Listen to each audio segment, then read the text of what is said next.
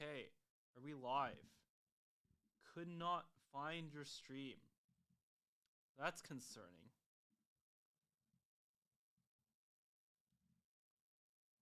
Okay, excellent. We're going. And we're going.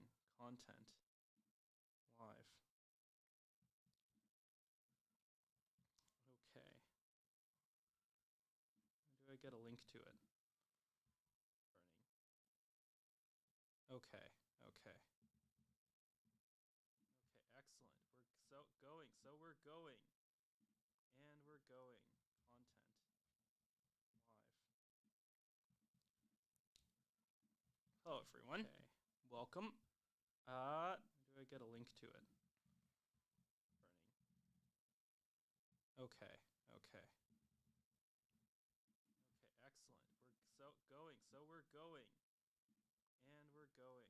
Content.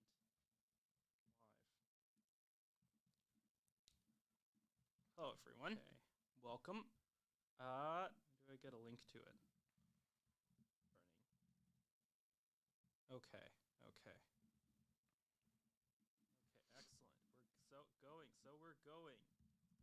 And we're going. Content. Live. Hello, everyone. Okay. Welcome. Do I get a link to it? Okay. Okay, excellent. We're going. And we're going. Content. Live. Hello, everyone. Okay. Welcome. Do I get a link to it? Okay. Okay. Live.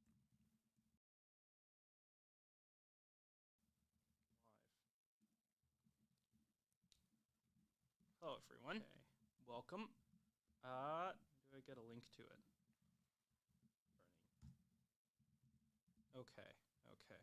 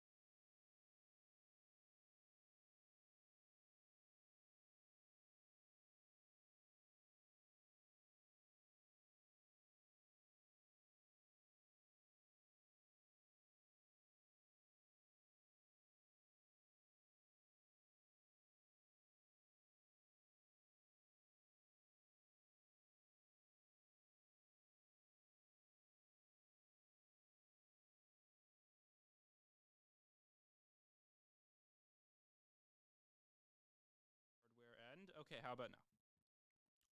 Should be better. Still don't hear it on the output end. That may be a bit concerning.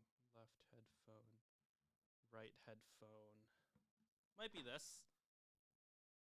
Apparently is input now. Apparently.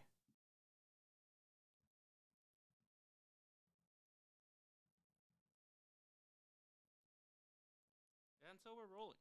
So we are rolling.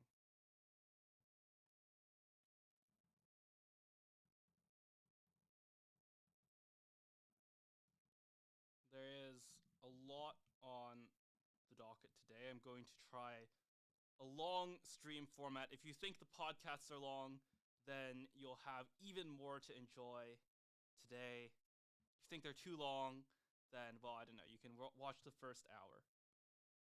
The other thing about the podcast is that they're getting longer. I recorded a 3-hour one again. It could have been longer if not for booking constraints. It's a really good one. That's this Monday. We're talking about a lot of the same issues. Actually, from more of a left-wing perspective than a right-wing perspective. I might title the podcast like left-wing elite theory. It's like, can Pelosi fix the Democratic Party? Can Pelosi make war against the groups? That's the plot of the next From the New World podcast episode. And it is if you follow the Twitter, you can probably figure out who it is. There's a very obvious clue, and it's not like the picture guessing thing. We should do the picture guessing thing, actually. That's a great thing to do like before we get started. Okay, what am I is it going to be like a Pelosi picture? Is it going to be Pelosi is it going to be a Pelosi picture of like Pelosi doing war against the groups? It could be a lot of things. Let me look at the podcast description. Maybe this will give a hint to who it's going to be. I'm not gonna show it on screen because the title shows you who it is. The title shows you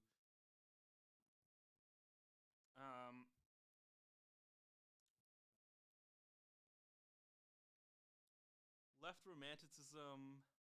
It could be like a Luigi clip. It could be Pelosi wearing a Luigi cap. Well, that's not quite right because they're not the same faction. There's like the Luigi left. There's like basically like the violence is good left. The kind of rebellious West Coast, almost like anarchist. Sometimes explicitly anarchist, but like anarchist adjacent left. And then there's like the abundance left, right? It should be like Matt Iglesias. And it'll be okay. Let's do a redux of like the Teal Bannon lightsaber fight, but it's ChatGPT probably won't do this one actually. And Matt Iglesias in a lightsaber fight. Okay. I don't know if ChatGPT will do this one. Okay. ChatGPT will not do this one. Let's do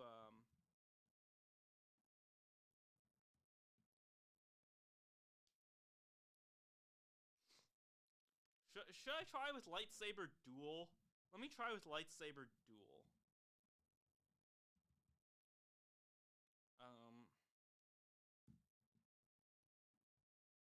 Okay, so Grok will do it. Grok will do it kind of poorly. None of these look remotely like Matt Iglesias.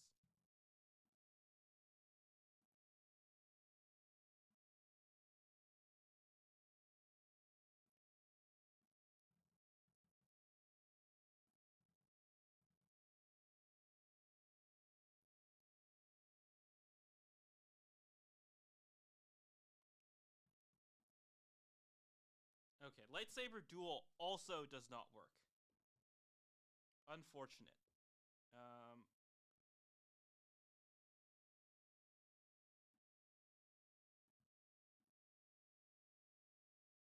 Okay, let me try this audio setup again. Uh,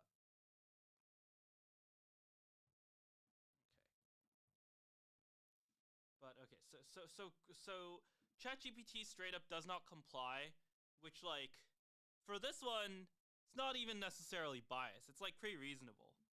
Um, and then Grok complies, but one of these guys could be like an older Luigi. I can kind of see it. But it just doesn't know who Matt Iglesias is, I guess. Let's do. Okay. Do you want to keep trying to make this happen, or do I want to try something else? Okay. I mean, we do talk about the new right. We don't really talk about like the woke right, Civil War kind of stuff. Just like JD Vance, what what the Trump coalition is looking like, what effect Elon has. We talk about invading Mexico for a bit and why invading Mexico would be a terrible idea. Um, it's like it's like Iraq, but next to us with less oil. Actually, there is some oil in Mexico. Maybe. No. We should not be invading Mexico. But yeah, we talk about the mandates, the Trump mandate, the Trump Vance, Elon, Vivek mandate. What about this?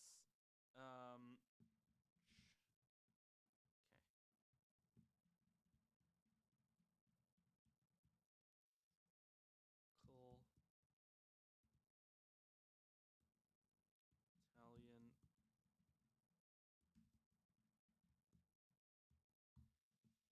metaphysical. Will that give? Is that an adjective that gives good depictions? I don't think so. I don't think so. That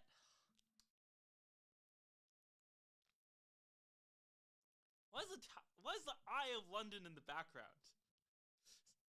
It's not Italian. Maybe it's just a clock. Maybe it's just a clock. We're not the Eye of London. What am I saying? Big Ben. Um, yeah, no, it's just a clock tower. It's just a clock tower. But okay, so there are these like atoms going around. I don't know.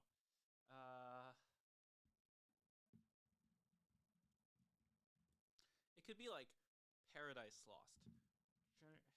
So there's a famous Paradise Lost. Um, yeah, famous. This is the famous Paradise Lost picture.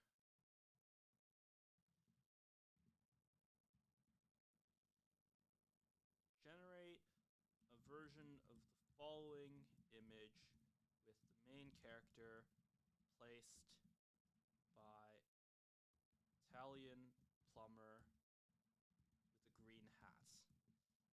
You do this, you give the description to avoid the copyright flag, of course. Of course. Of course.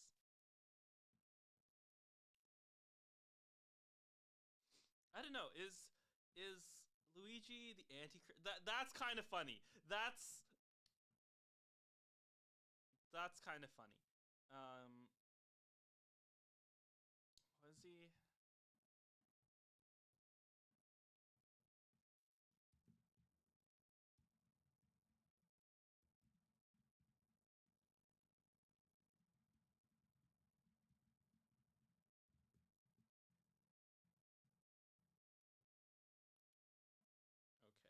We'll do the actual start soon. We'll do the actual start at 2 p.m.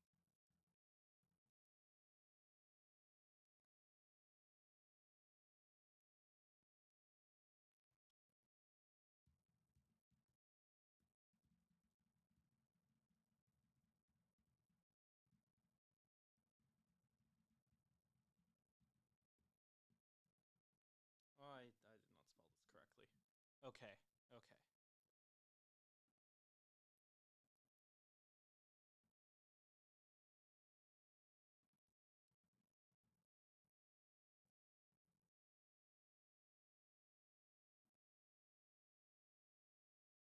He's just not. That's just like the OG. Okay. Okay. This one's actually kind of hard to generate. Maybe we'll get some ideas as we do the stream. But I think we can start talking about like the actual, at least get into the actual topic now. Let me just close a few tabs.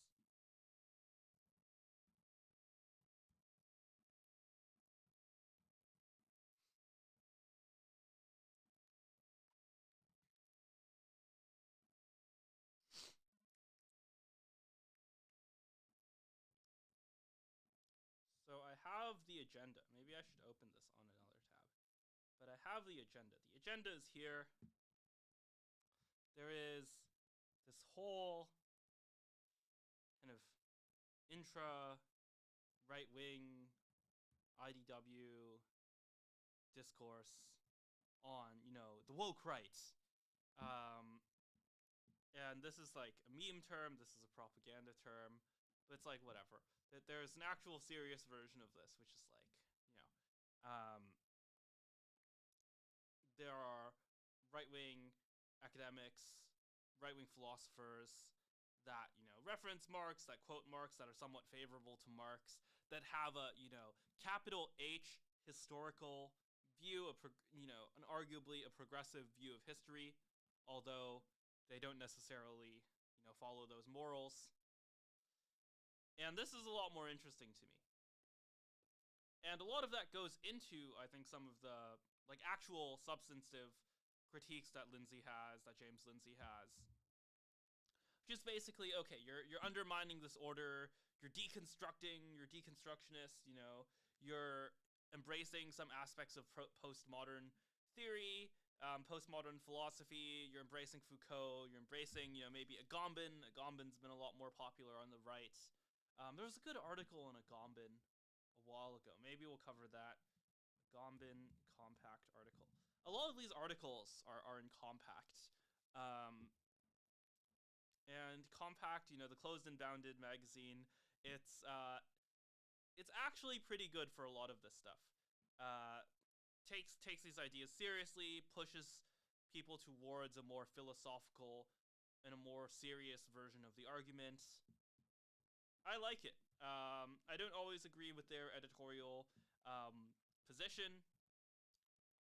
Like they're very good at just talking about the right thing, if not, not necessarily saying something I agree with about the right thing. But okay. It is two. We can start reading these articles. And essentially, there's this whole once Trump won, there was a lot of pressure cooking of people who were all favorable to Trump, but were not necessarily favorable to other people who were supporting Trump. And there was a brewing civil war, and now the Cold Civil War. Well, they're not like, fighting each other physically. So I guess it's still kind of a Cold Civil War. But there's a Republican media war now. Used to be underground. Now it is very much not underground. And, one of the main combatants, I guess, is this guy, James Lindsay, who is famous for doing these like critical theory hoax papers. He would put together, these fake papers. And one of them, he did like a version of Mein Kampf, and he submitted it to, these critical theory journals, queer theory, all of these like left-wing, postmodern theory journals, and got them accepted. And he did something very similar, where he rewrote the Communist Manifesto, and submitted it to like this Christian nationalist web magazine, I guess, called American Reformer, and it also got accepted. And there was this whole idea of, does that mean that Christian nationalism is the same as Marxism? So there's a version of this idea, which is just like, oh, if they use the same kinds of argumentative structures, but you've just swapped the polarity, you've switched, you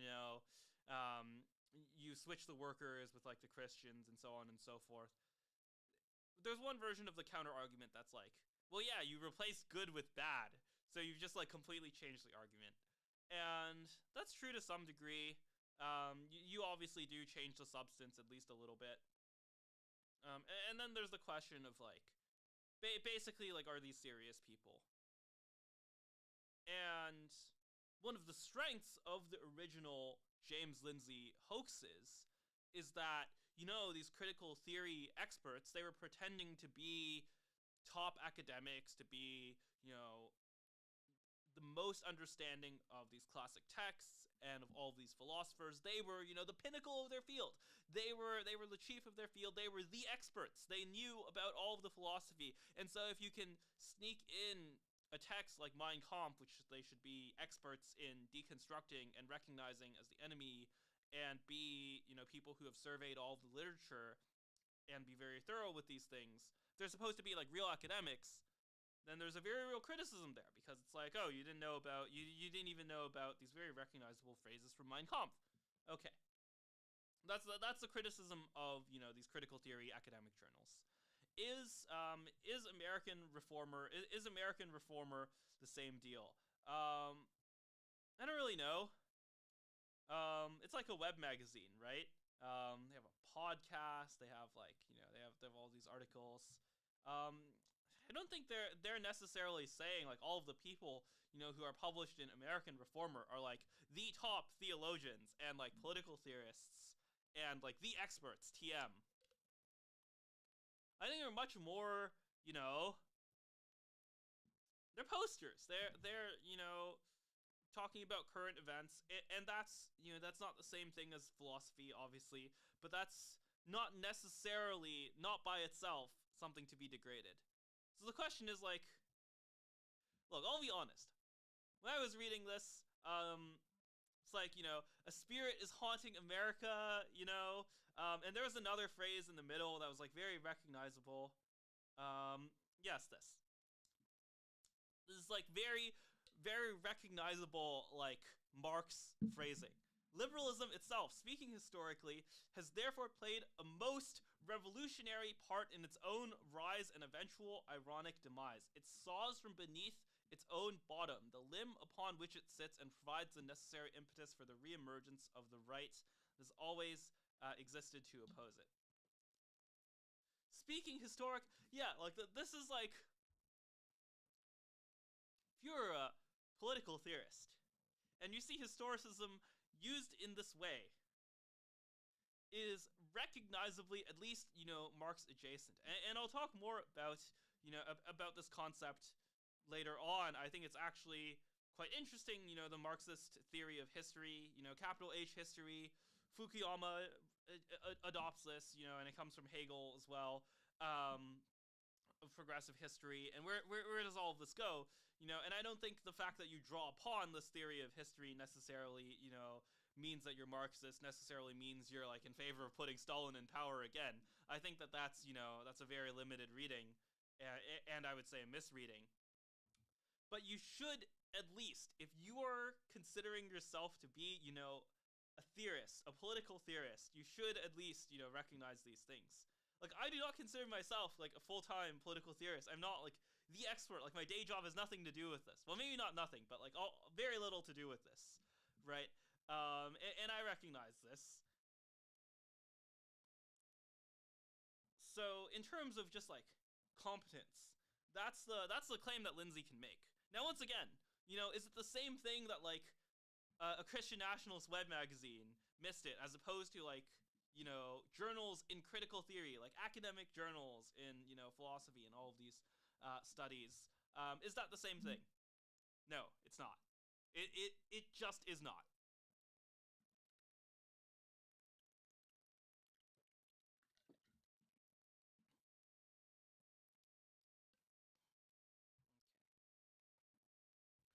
Well, we can move on.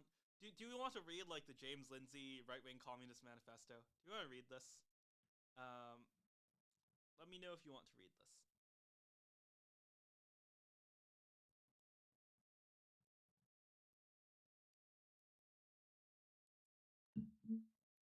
Regime fears the rise of a new rival. Now that could be a lot sharper. That's not a great title.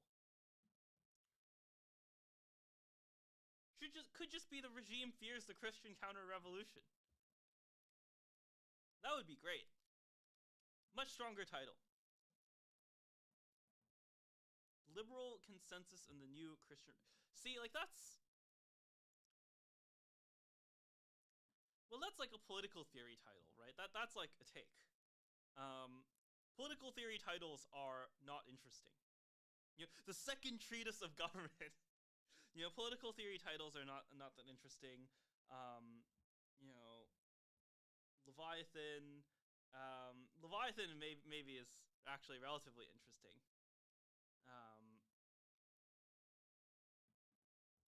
The Wealth of Nations. Wealth of Nations.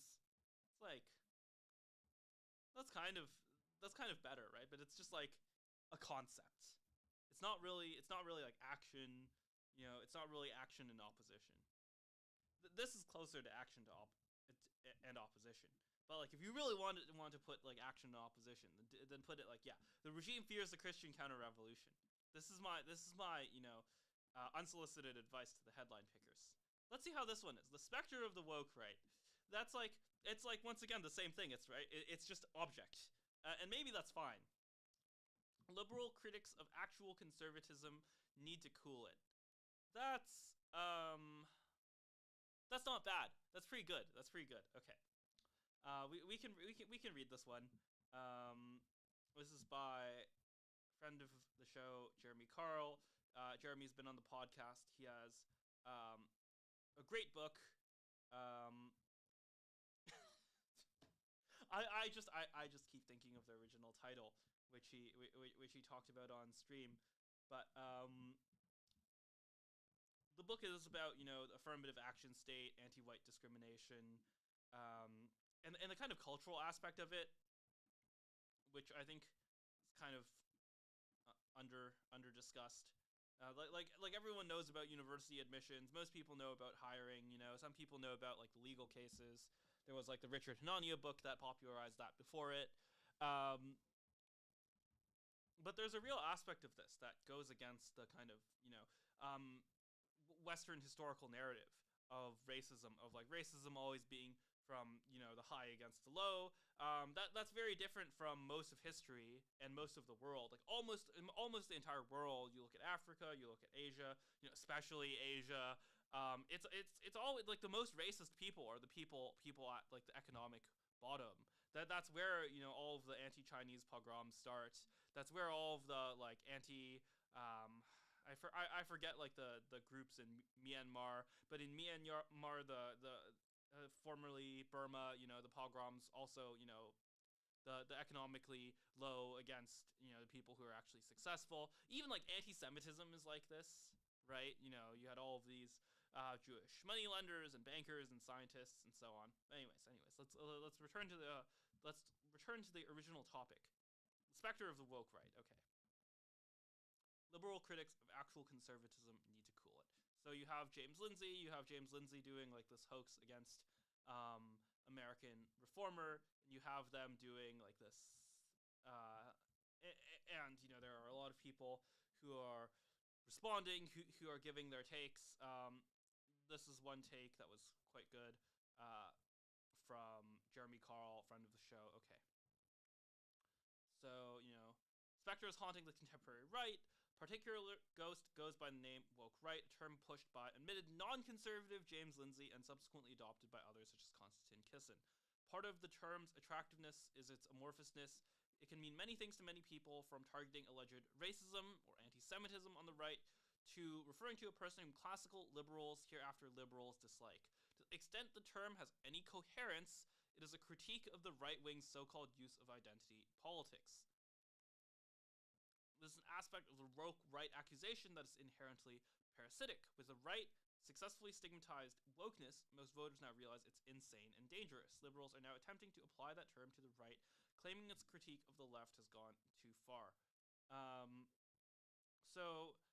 There's more on this topic. There's an aspect of the phrase woke right where it is just a propaganda term.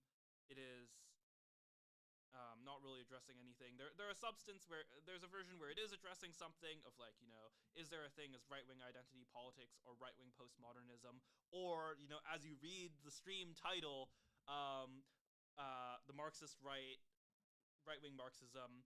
I think to a degree, all three of those things exist. Right-wing identity politics, right-wing postmodernism, and right-wing Marxism. I think all of those exist. They're like actual things, and we're going to talk about them. But I'm just putting this framing out there because that is the framing by which most people are paying attention to this. Okay. So more on the kind of political alliances behind this. More on that. Okay.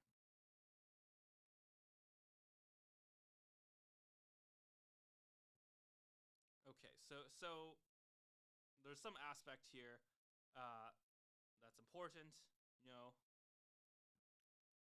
Lindsay, who seems to be the progenitor of the woke right label, defines an enemy by the way of the controversial German philosopher Carl Schmitt as someone who wants to end your way of life. He claims this accurately represents the view of woke right with respect to America. And what is this American way of life Lindsay exalts? The American way of life is one predicated on the freedom of the individual person. The freedom of the individual person, that's worth repeating. The American way of life is one predicated on the freedom of the individual person to pursue his own happiness on terms set voluntarily by him with the communities he chooses for himself. That's a lot of clauses. That's a lot of clauses. Okay. Conservatives, of course, recognize this as part of the American vision, and certainly the part embraced by libertarians, but deny this as the totality of the American vision. So this is a good summary of the actual conflict and way of life, and to some degree the actual philosophical conflict. So there is this whole well, first of all, let's talk about classical liberalism. I think I think this quote does pretty fairly clarify or define the classical liberal vision.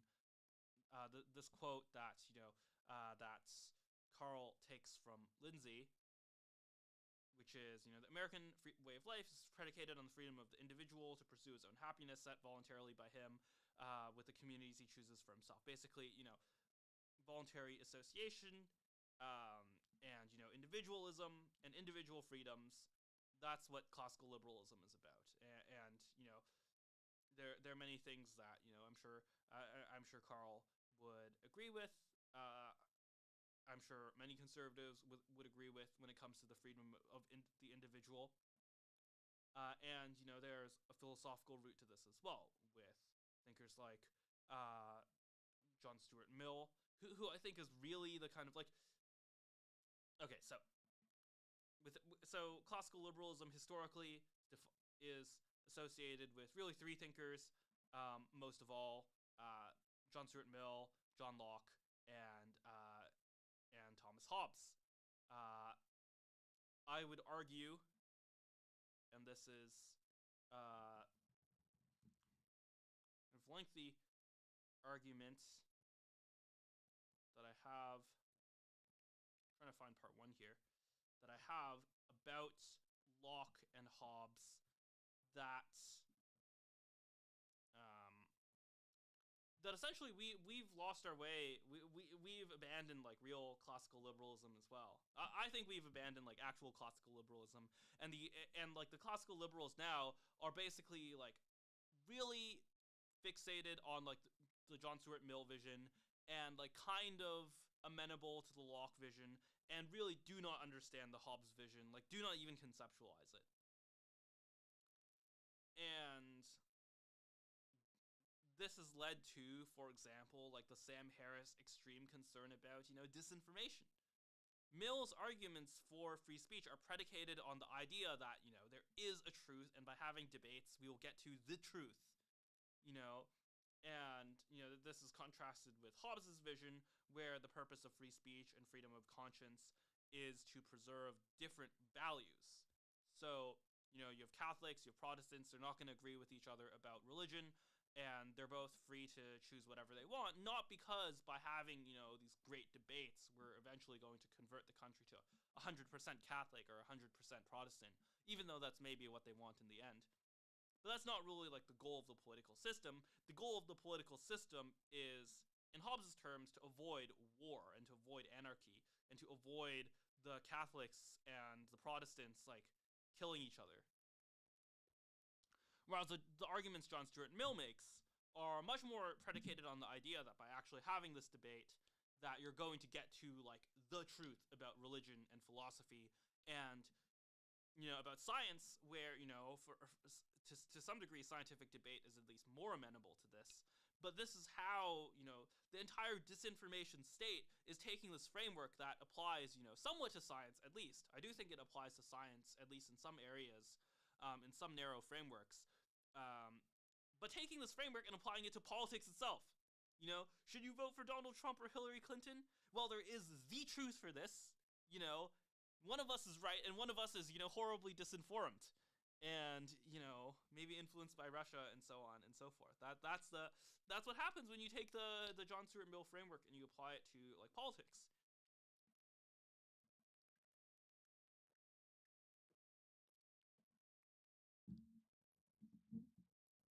So I would argue, not that real classical liberalism hasn't been tried, but that real classical liberalism has actually been tried and been abandoned by, the modern American people.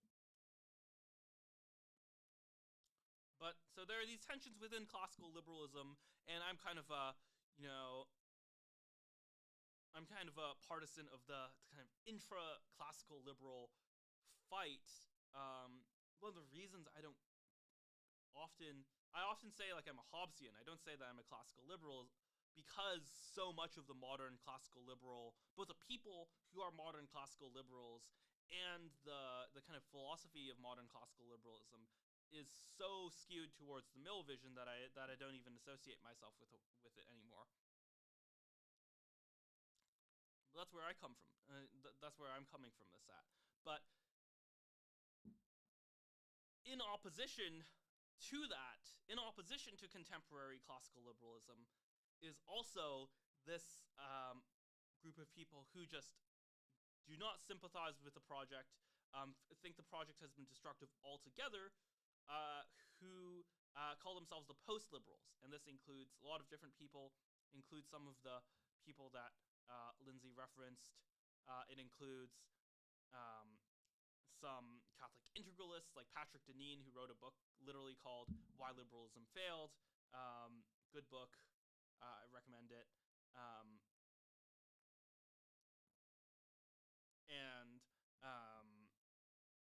Some of the people that James Lindsay has criticized, like Oron McIntyre, or even more older philosophers like Carl Schmitt, who Jeremy Carl mentions here.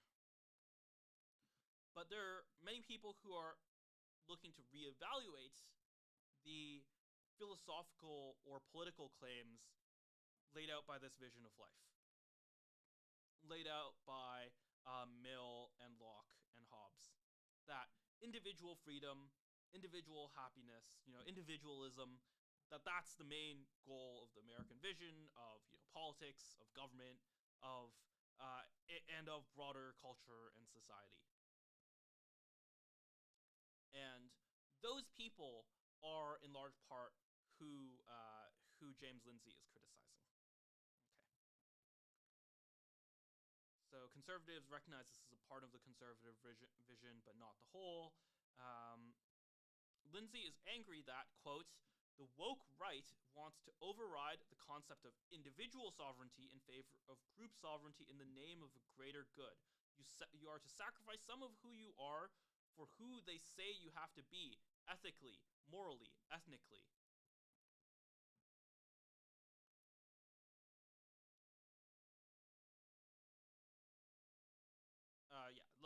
Let's stop here, discuss a bit more, and then continue. Jeremy Carl continues on this point, but I want to stop here for a bit. So a big critique the post-liberals have is this idea of a common good. That is Patrick Deneen Adrian Vermeule, they're very focused on this. Um, Vermeule more so the common good in law, which has a more specific definition, but nonetheless, I think would line up with a lot of what people consider doing things for a greater good, doing things for a greater community, for a benefit that is larger than just an individual. And there are several versions of this, several versions of these groups that can be more than individuals. There are nationalists, people who believe, for example, you need to restrict free trade, to compete with China as a nation, as America, as an entire country, not just as individual Americans, individual American people, or individual businesses. Can be Lindsay mentions ethnically, a kind of essentially either as a ethnic culture or sometimes as a race, a more genetically based thing. That's certainly how Lindsay would criticize some of these people morally. So this can be a religious common good, like Deneen and Vermeule advocate for. I think they're both Catholics. Vermeule's definitely Catholic. I believe Patrick Deneen is also very Catholic. Deneen, religion. Yes, Patrick Deneen also Catholic. It's not just Catholics. Lindsay criticized this. I think Reform Christian, so like Reform Protestant magazine earlier.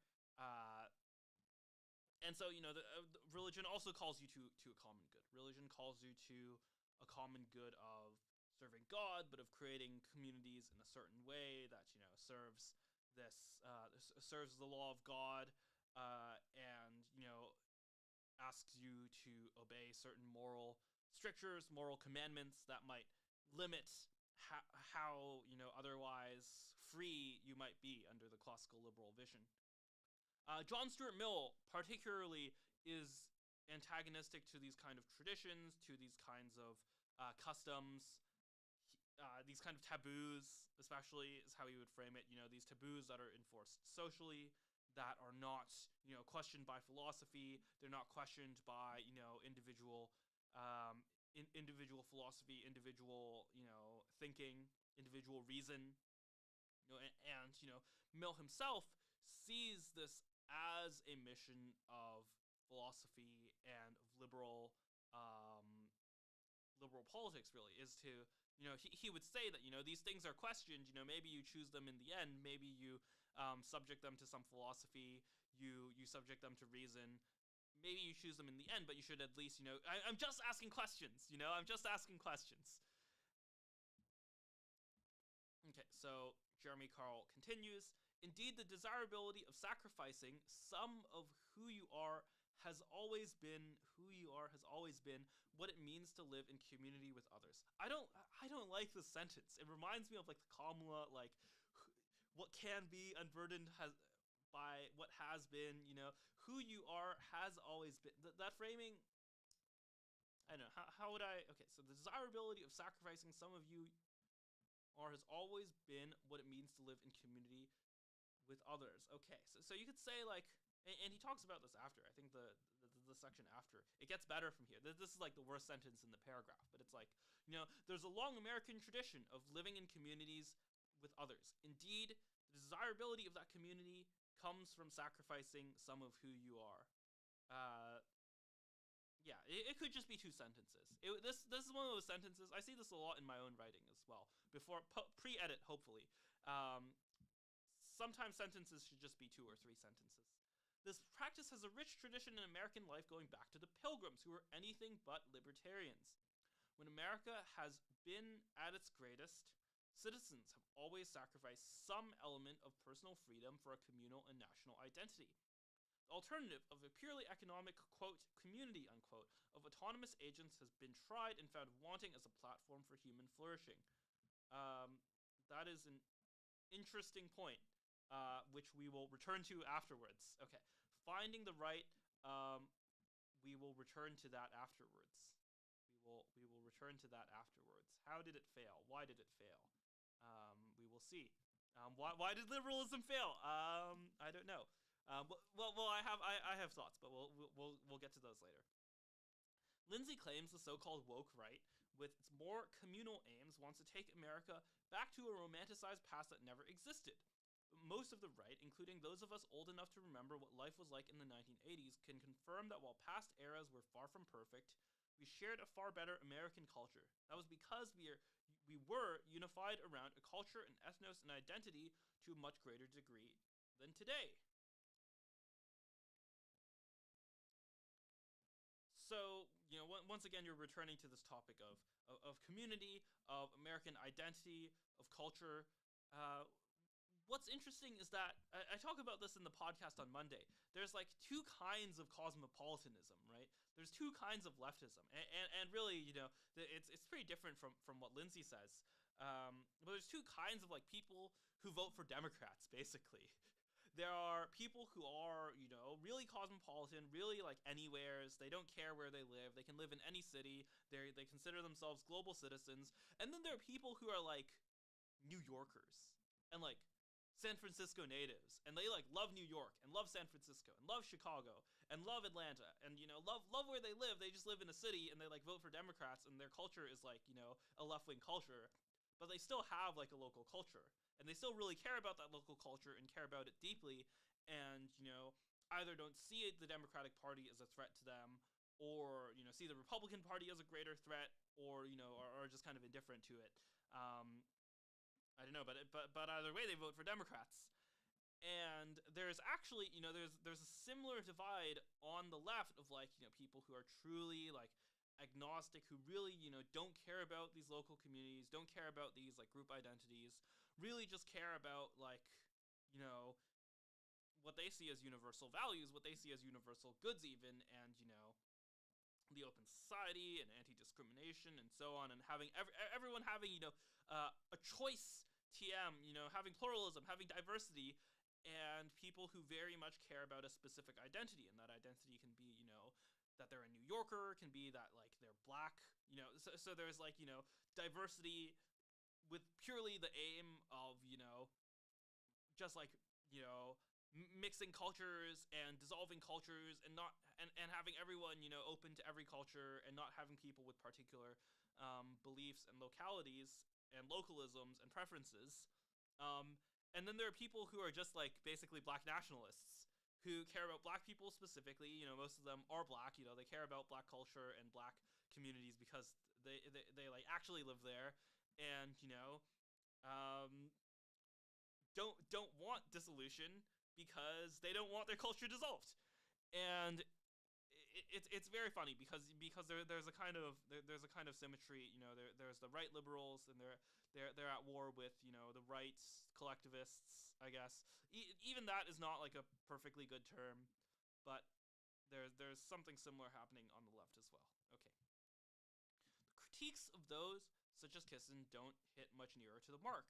As Jonathan Kieferman, founder and editor of Passage Press, who is known online as Lomez, points out, this was 1.5 lines. Points out Kissin's first criteria for being part of the woke right is a belief that the West is bad, a position held by few, or if any, of Kissin and Lindsay's core targets. Woke right critics smear entirely mainstream writers and thinkers like the Blazes or on McIntyre. In response to woke right accusations of playing identity politics, McIntyre summarizes what would be a typical. Okay, so we are like just inserting tweets. We're embedding tweets. I'm against identity politics. Okay, great. So can we repeal the Civil Rights Act? Woke right fascist.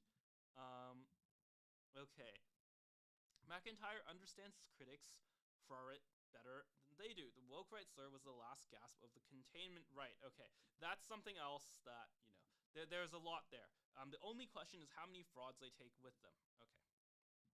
So two things, the containment right and right-wing identity politics. So Jeremy Carl has this book. Carl book called "The Unprotected Class: How Anti-White Racism is Tearing America Apart." He's very critical of the affirmative action state, of genuine preferences that go against white people and against Asians as well in education and in hiring and in federal grants. And many of these programs. There's another book by Richard Hanania that goes into the details of there were multiple civil rights acts, and they were kind of warped by activist judges. And one of the original one had this amendment called the Tower Amendment that theoretically makes some of the affirmative action stuff illegal because people were worried about that back then. And then another Civil Rights Act came and amended it. So there may be more complex solutions to this, but I would say that many of the kind of post-liberals are pretty aware of the technicalities and are actually pretty competent at solving this problem. Whereas a lot of the it's not really useful to really break it down into parties at this point. Because Richard Hanania, wherever on the spectrum you put Richard Hanania, he wrote the book on this. He gets it, he gets the history, and he maybe considers himself more classically liberal. But a lot of the mainstream classical liberal commentators, they pay less attention to this than the mainstream post-liberal people who are more attentive to this, at least relatively, right? Who are actually paying attention to what is the law actually, and what is it that is causing these DEI trainings and these university admissions and so on and so forth.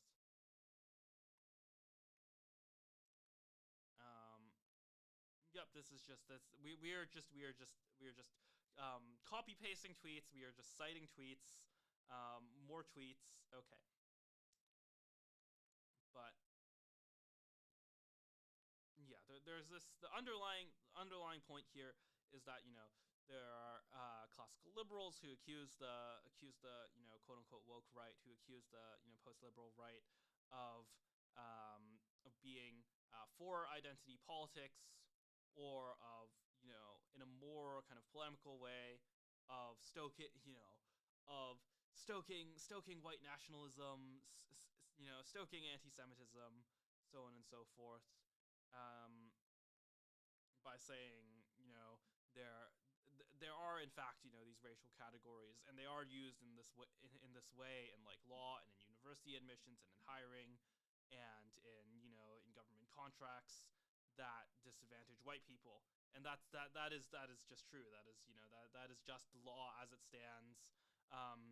Theoretically, it is no longer true for university admission. This is really a tangent now, but there was a case last year, or maybe it was this year, SFFA v. Harvard, students for fair admissions against Harvard, where theoretically the Supreme Court decided that it was no longer legal to do affirmative action in universities, to do these kind of race-based adjustments to university applications. There are some ways in which some universities may be circumventing it, so they try to make it illegal. Maybe it's illegal, and some universities have gotten better, have cut it out, at least in part.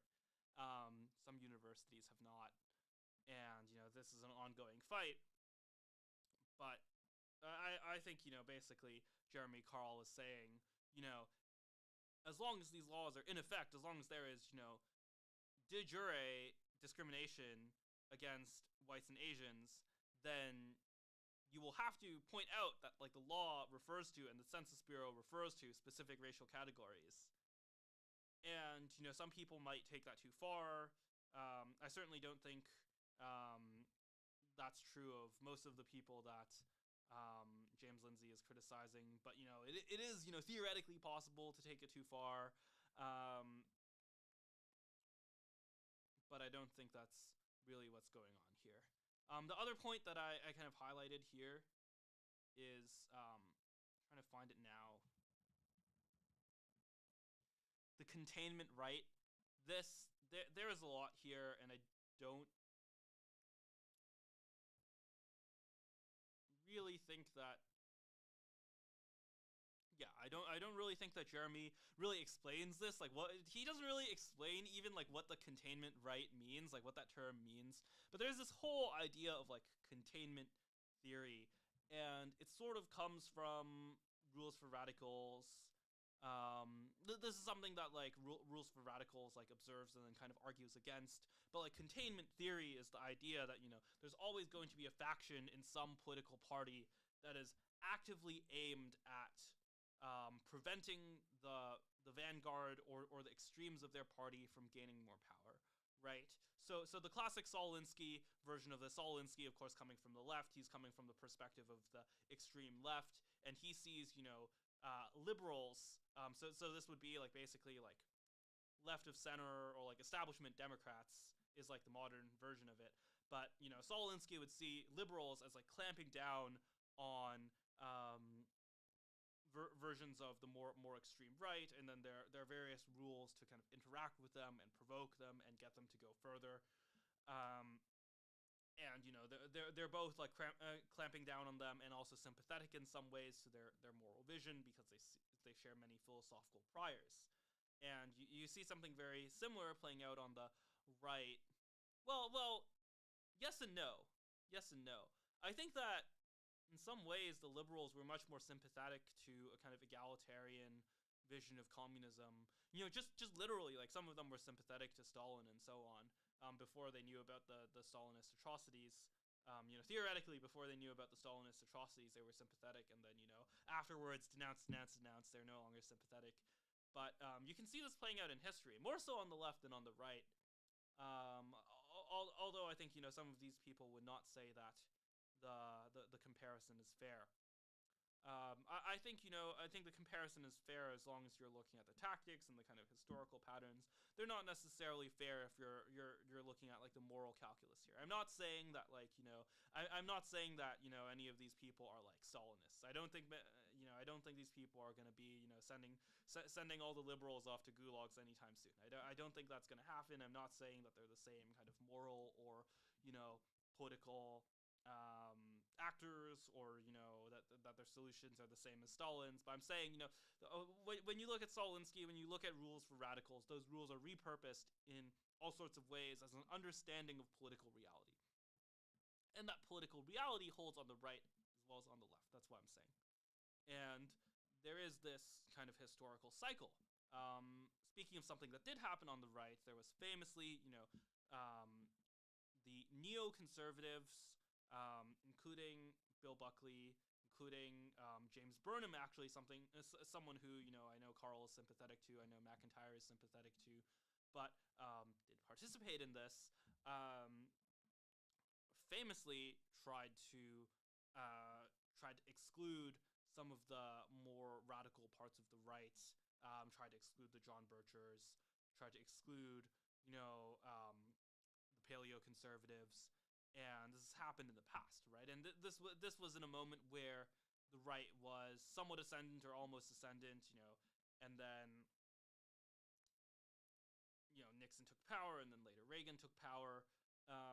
So this is like an ongoing cycle. It's not the first time these things have happened, but this is the kind of dynamic that you have once you've won the election and you're deciding kind of what happens now.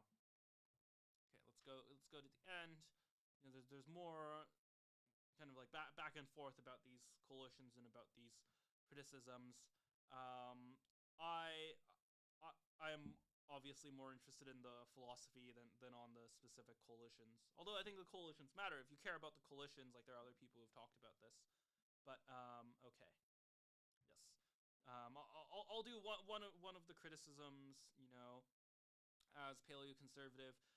Professor Stephen Tonser said of the neoconservatives, "It is splendid when the town whore gets religion and joins the church. Now she makes a good choir director, but when she tells the minister what he ought to say in the Sunday sermons, matters have been carried too far."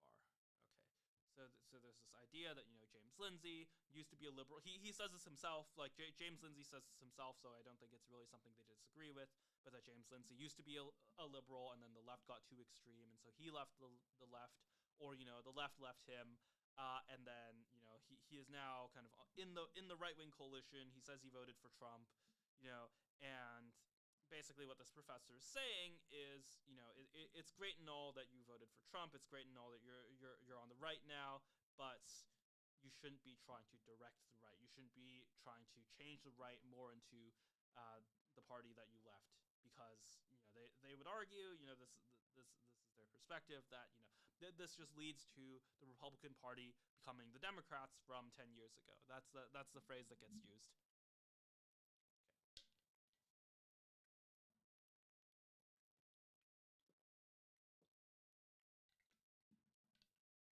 Cool.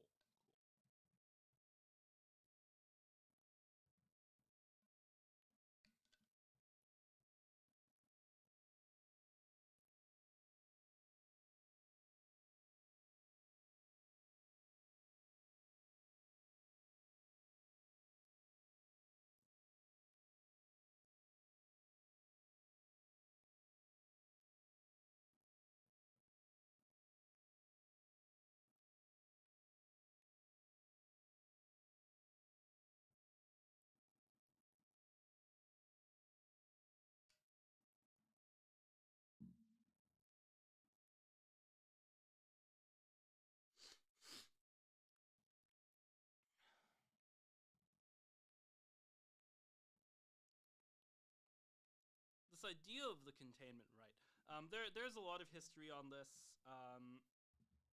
There's a stream where one of the people I'm going to talk about later today mentions this, of New Right papers.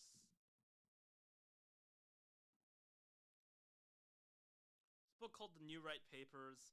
This is not speaking of the contemporary New Right. It's 1982? No.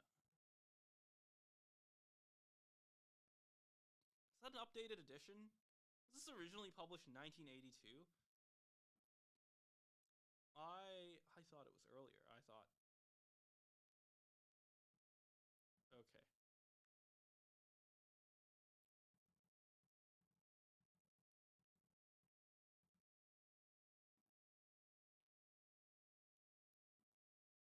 That's a bit surprising to me. But the New Right Papers. It is just a history of intra-conservative conflict, and it's kind of replaying out as we speak, I guess. Unfortunately, it's replaying out, and people haven't really learned. Okay.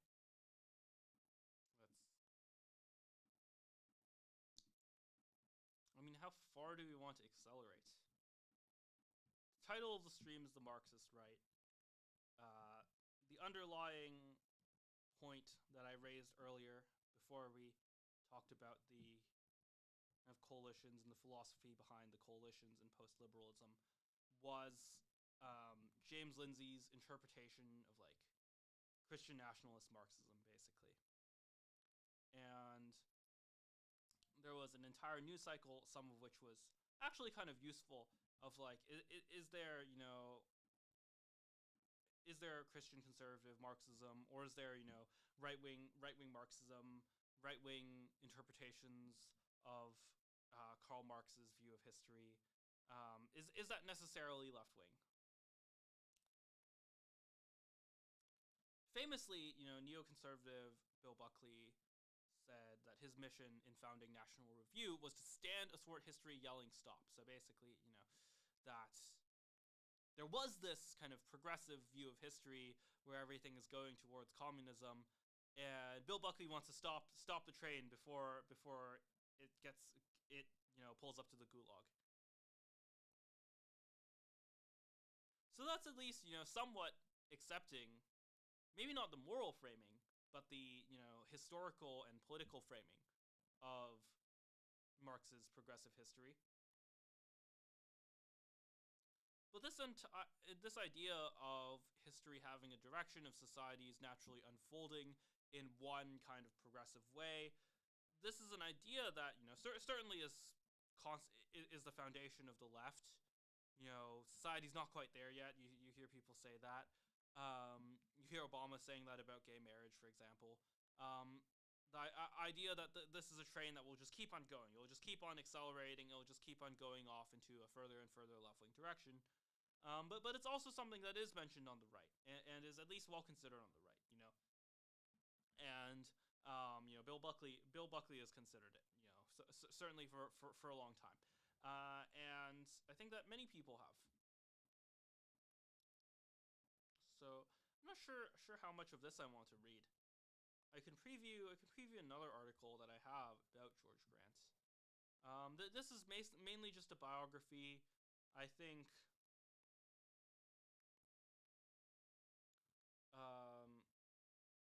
And we'll talk more about George Grant. George Grant is like an actual right-wing Marxist. I think that's fair. Most people have only ever read Lament for a Nation, which is his most famous thing. It's like the Canadian Nationalist Manifesto. But George Grant, let me find this quote. It's in the review. It's in the article. Yes, Traditionalist Marxism. Let me find this quote from George Grant. What must be insisted on, however, is that Marx's philosophy has been the most powerful of modern humanisms for two reasons above all. First, it was a humanism of universal salvation, and secondly, it seemed very concrete and practical about the means to that salvation. I have a few more quotes related to Marx and George Grant, but George Grant is quite favorable to Marx. George Grant, I should explain who George Grant is. So George Grant is, I should just read the article. I should just read my article. I think my article is better. No offense to Compact, but the Compact article is good for a biography, but it's mainly a biography. It does get to George Grant's philosophy eventually. But George Grant is a very, very interesting philosopher. He is often seen as the father of Canadian nationalism. Let me just read it. The reaction will be more severe when we realize there is no centralizing driver and no centralizing limiter on modern dissolution. So you already have this theme that the post-liberals really stress. This is 1965. So it's 1965. George Grant is in Canada. He's complaining about the Canadian Prime Minister, John Diefenbaker, and he just has lines like this. The reaction will be more severe when we realize there is no centralizing driver, no centralizing limiter on modern dissolution. That seems like something that like Patrick Deneen could write today, In 1965. George Grant is a prophet of national lament for a nation. He predicted the gradual and then sudden destruction of the concept of the nation state. Oh, I already hate this sentence. This is the first time I've reread this sentence. This is a terrible sentence. Fuck. He predicted the gradual and sudden destruction of the concept of the nation state.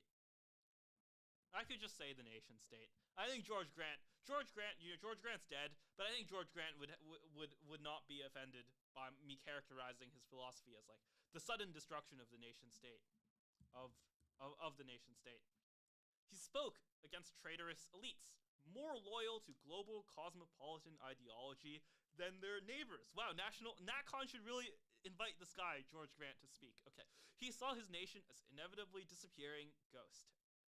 His story of elite and market betrayal sparked a populist movement, rekindling protectionism and national identity. People don't know this, but Canada has very high tariffs. There was this whole news cycle, when Trump first got elected, he was like, Canada's ripping us off. And there was this whole news cycle in Canada, totally fake, totally constructed, of oh, how could Donald Trump possibly say this about, his most important ally, about Canada, America's most important ally. And it's just 100% true.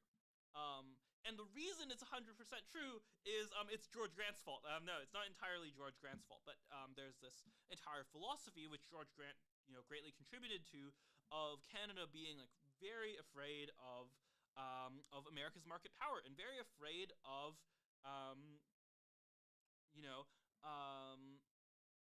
losing what it saw as strategic and culturally important industries. And what this means is that Canada, in the past century, really, in post-war times, has been just incredibly protectionist, and incredibly protectionist with the overt, with the specific goal of locking out America from certain industries in Canada. And all of the problems and all of the benefits that you'd expect come with that, all of those, Canada is an experiment in all of those. George Grant did not intend his 1965 work, Lament of a Nation, should be Lament for a Nation, yes, to be prophetic or revolutionary. He was simply commenting on the current events of 1960s Canada. Okay. Yes, this is very important. This is like the Cosmopolitans. This is like the Anywheres I was talking about. The people in the Democratic Party who like really don't care where they live, who could live in like any city in the world, who are like global citizens. There are those people in Canada too. They're much more powerful in Canada. Both like within the both like just as the Liberal Party is more powerful in Canada than the Democrats in the States, but also like within the Liberal Party of Canada, there are much more of the like Anywheres than there are in the Democratic Party. The Democratic Party like has factions, really like many black factions, that actually care about like their specific regions and their specific geography and their specific communities. But like the Canadians are like true cosmopolitans. So much did they identify their branch plant society with the kingdom of heaven that they did not pay sufficient attention to farmers or the outlying regions. Seems familiar. Such regions existed for them as colonies of Montreal and Toronto. You can see George Grant's age here. It's just Toronto now. Or maybe it would be Toronto and Ottawa. But like Montreal, like whatever, man. Whatever. There's going to be some French Canadian that's mad at me for saying that, but it's true. I don't know, maybe you should vote for the Bloc. The Conservative victory was accomplished by local businessmen who felt excluded from their own country by corporation capitalism. Okay, so you can already see that, George Grant is like...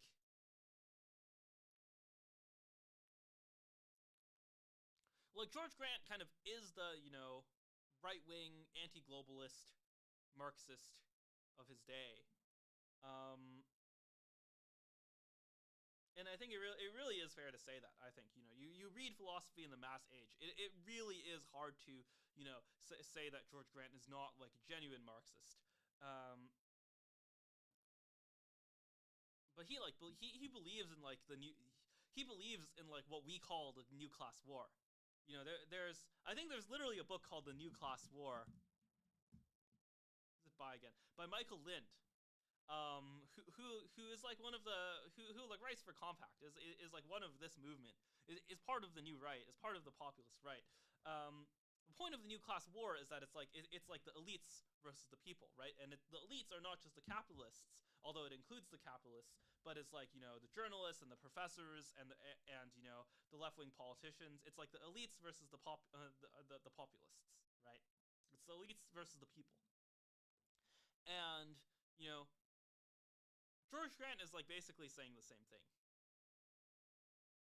And there's a pretty long tradition of this in Canada, of like, localist, of like protectionist populism in Canada. This is like also the tradition of like Western separatism, although that's a bit different. The Western separatists are like, they're actually like kind of wealthy because they have oil money. That's a tangent. There's a reason 1960s Canada echoes around the world now. Canadian Prime Minister Pierre Elliott Trudeau, father of Justin Trudeau, so this is Justin Trudeau's father, described Canada as a mouse next to an elephant. The economic, cultural, and geopolitical forces inevitably bound Canada to the whims of the American people. America had the inevitability of Lovecraft's monster in Grant's philosophy. The relative smallness of the Canadian man and the Canadian state rested at the core of his lament. Canada-America relationship was a capital H historical inevitability, dissolving Canadian society through downward pressure on cosmopolitan elites who moved the general public in turn. Okay. This could be 3 paragraphs. This could be like, this is a paragraph. Maybe I will make this 3 paragraphs. Maybe I'll just...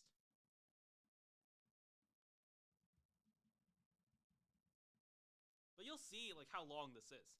I wanted to submit this to Compact, actually. I might still submit it to Compact or submit part of it to Compact, but it's like too long. It's too long and has like too many block quotes. I love long block quotes. You read From the New World, it will be full of new block quotes, of huge block quotes. But yeah, I'll have to trim that down if I end up, trying to publish in Compact. It's also just like too long, but you'll see why these paragraphs are short, right? Or dense.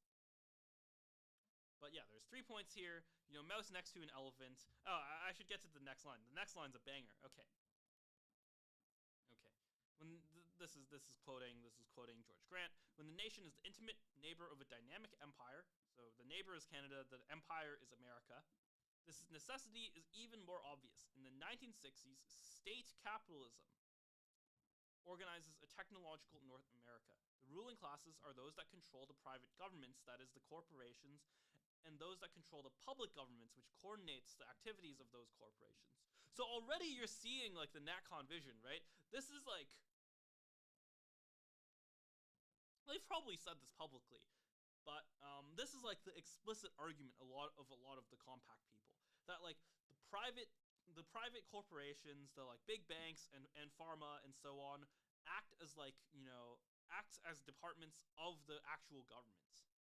But there are parts of the government that are like only accountable to the left and to like left-wing NGOs and to left-wing foundations. That's their argument, and that they're like basically part of the government, and they would say like Facebook's also part of the government, and the New York Times is part of the government, and like and like Moderna and Pfizer, they're also part of the government. This idea that they're not part of the government is fake. That's what they would say. And that's what George Grant says. That's what George Grant says in 1965. Okay, and then now the internet is to America as America was to Canada. Okay. I understand why this is one paragraph now. Because this entire page is a context for this line. This line is a banger. This line, I mean, I compliment myself, but like this line, I am really proud of this line. The internet is to America as America was to Canada. Like, there are so many Americans, especially American nationalists, but Americans, on the right, who really feel like, they are like a protagonist in a Lovecraft novel, and the Lovecraftian monster is, the global American empire. That's what the Lovecraft monster is, right? Cthulhu always swims left. That's the thing that they'll say. Maybe George Grant would have said like Cthulhu always swims in the direction of the American empire. Maybe that's something a populist would say today, too. But the internet is to America as America was to Canada. So all these things that George Grant was complaining about, America now complains about. And instead of complaining about Americans, remember, state capitalism, George Grant saw that as like an American thing. He blamed Lyndon Baines Johnson for state capitalism.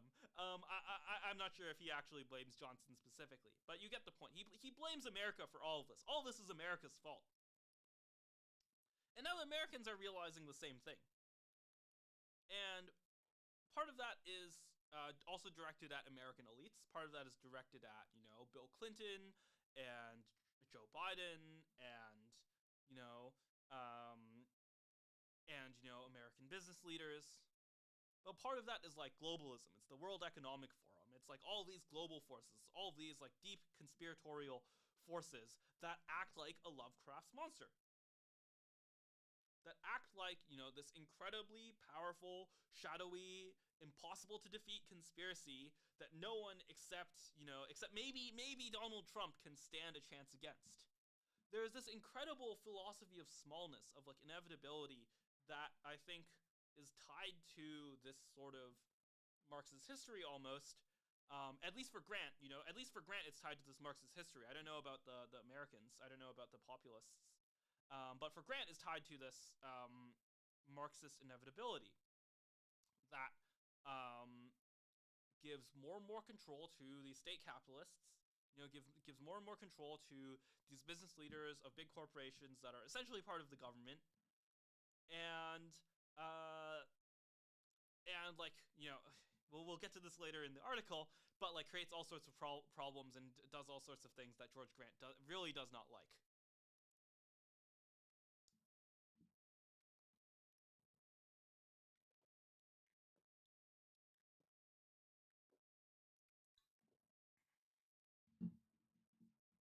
And the internet is to America as America was to Canada.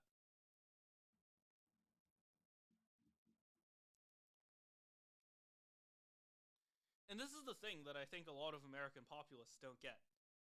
I think George Grant is, in many ways, more correct than the American populists. Like Canadian nationalism has always been around the idea that like, yeah, we have to like do like trade protectionism and we have to like, put tariffs on a ton of American products. But the most important thing for them was always culture, was always media, was always that the propaganda machine was so important to them, right? They saw like, oh, this like tyrant, this elephant, this Lovecraft's monster of American media and of Hollywood and of the New York Stock Exchange and of like the nightly of the nightly news. All these Canadians, by the way, like watch American news. All these like political, everyone in Canada who cares about politics, they all watch like American news. They watch like Fox or MSNBC. But this like media giant, so like George Grant is right about this, but this media giant is like terrifying to them. And I think like populists could get everything they want with trade, with immigration, and maybe those would address some of their concerns, but that would not address any of their concerns about the elites, as long as those elites still had like media control. And maybe that's naturally dying, maybe people are going to Joe Rogan instead of MSNBC, but that's still, they should still at least be thinking about media as like as important, if not more important, than like trade and immigration.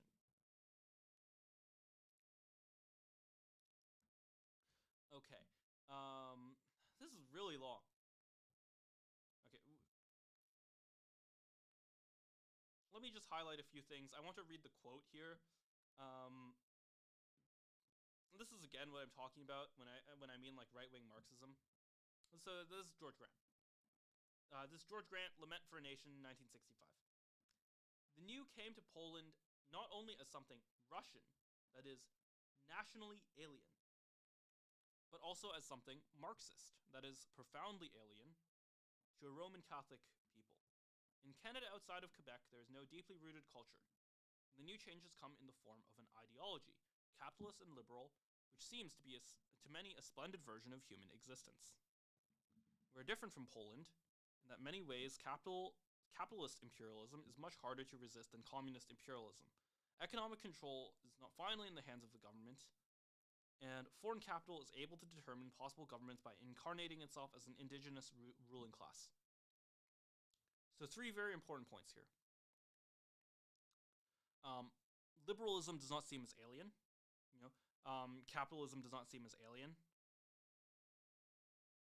So like the Polish Marxists, there's some book about this that actually like a very right-wing guy, Charles Haywood, had a great review of, about like the occupation. No, it wasn't Poland. It was the occupation of Hungary, I believe. But it highlights something similar to what George Grant is saying here. Like the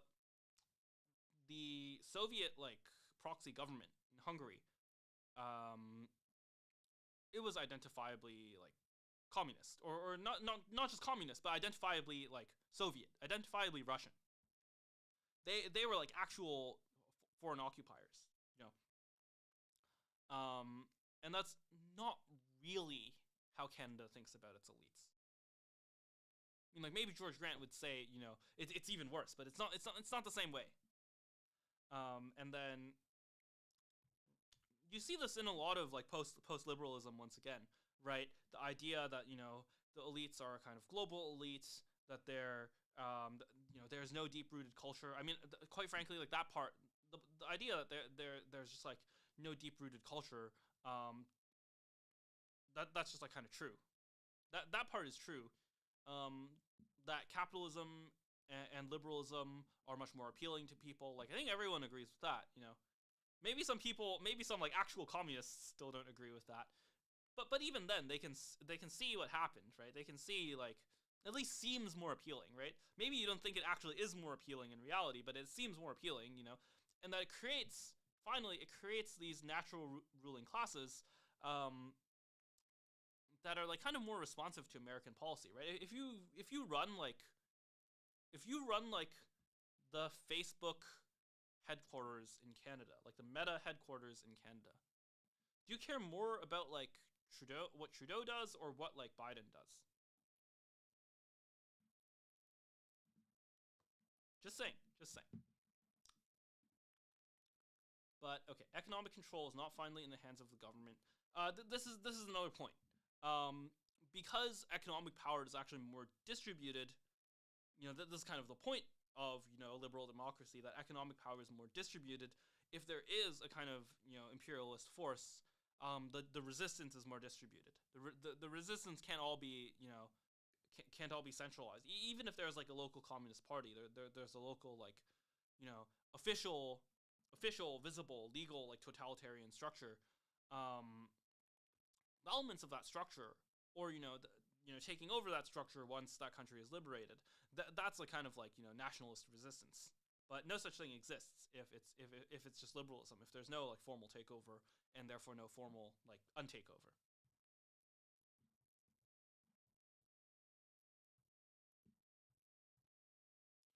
So you're already seeing like the formulation of the elite in George Grant's philosophy, right? You can see why it's weird. I think George Grant himself is like still kind of underrated among the compact crowd, among the post-liberals. Like he is really, really prophetic to like this entire movement, but he's only cited a few times. He is mentioned in Compact. Compact did do a profile of him. More so a biography of kind of like how Grant found God, how he became Christian, or I think he was raised Christian, but how he was like really inspired to like take Christianity seriously, and it is pretty worth reading, but like I enjoyed reading it, but I probably won't read it on stream. That is something you can do later. I have no idea where this chat is from. I have not been reading chat at all, but yes, this is indeed live. We're streaming live. We're seeing how this goes, but it is indeed live. I don't know if you're like gone by now.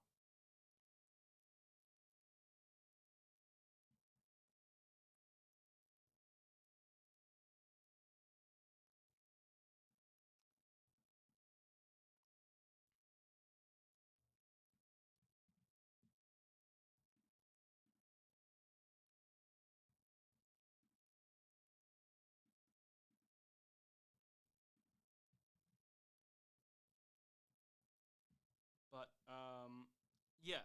This entire article, I'll let you go. I'll let you all know when it's out from thenew.world. I always at least mention everything that I publish wherever it's published, and um and I'll link a lot of the stuff on Twitter afterwards as well. Uh, but you'll be able to read this article eventually. You'll be able to read Jeremy Carl's article I talked about earlier. You'll be able to read the James Lindsay Communist Manifesto. You'll be able to read all of this after the stream.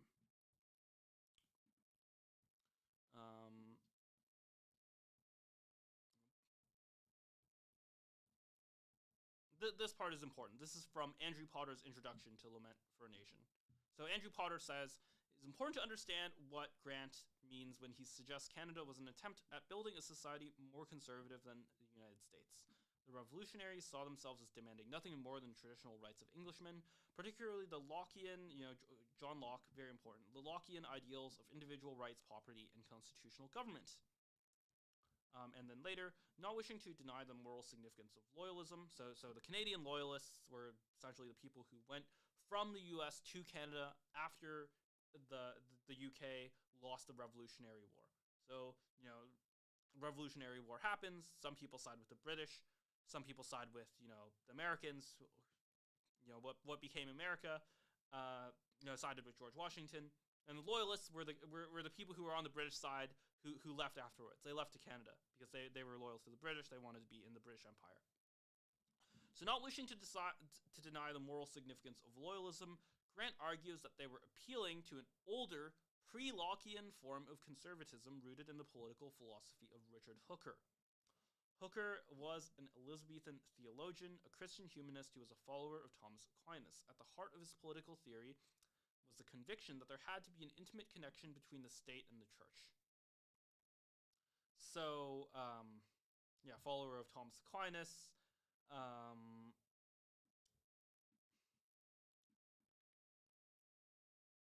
You could write about a lot of this about Patrick Deneen.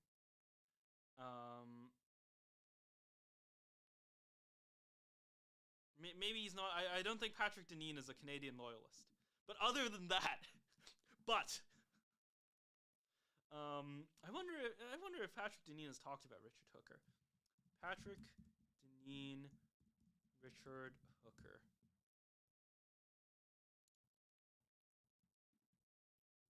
Okay, this is a Mises Institute, so it's like not gonna be friendly on to Deneen. But let's just see what they have to say as well. Okay. To this, Strauss and his followers counter that Locke was a disassembler. He was a secret atheist and rejected natural law as traditionally understood. His references to the judicious Richard Hooker, to the contrary, notwithstanding. Okay, so this is about Strauss on Locke and Locke's references to Richard Hooker. Okay. It's not really about Patrick Deneen. Okay, so this is in Austrian. What is the Austrian Institute? I didn't know about like any of this like European right stuff. I didn't even know if this is right wing, but Austrian Institute.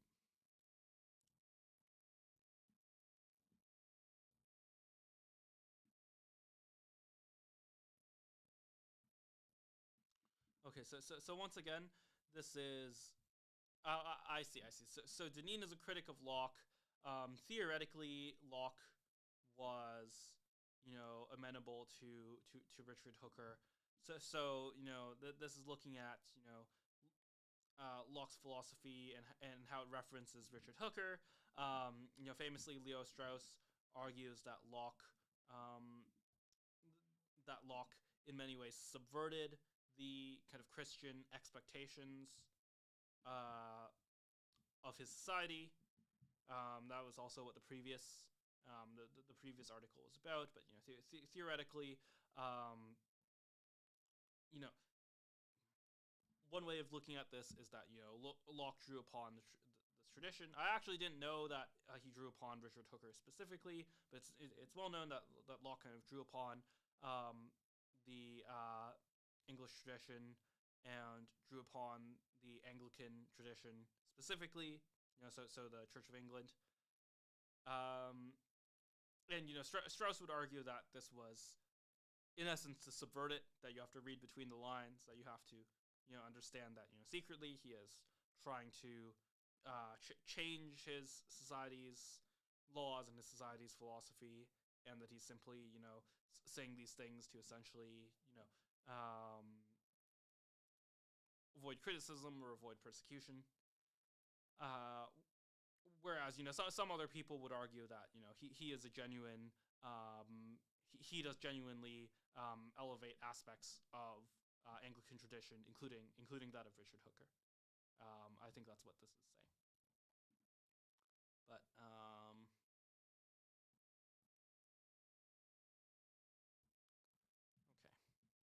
Well,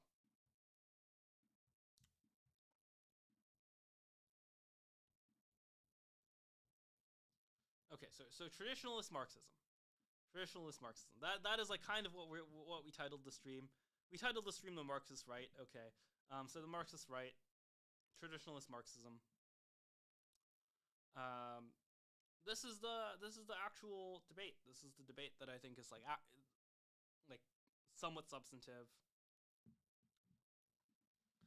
And the debate goes something like this.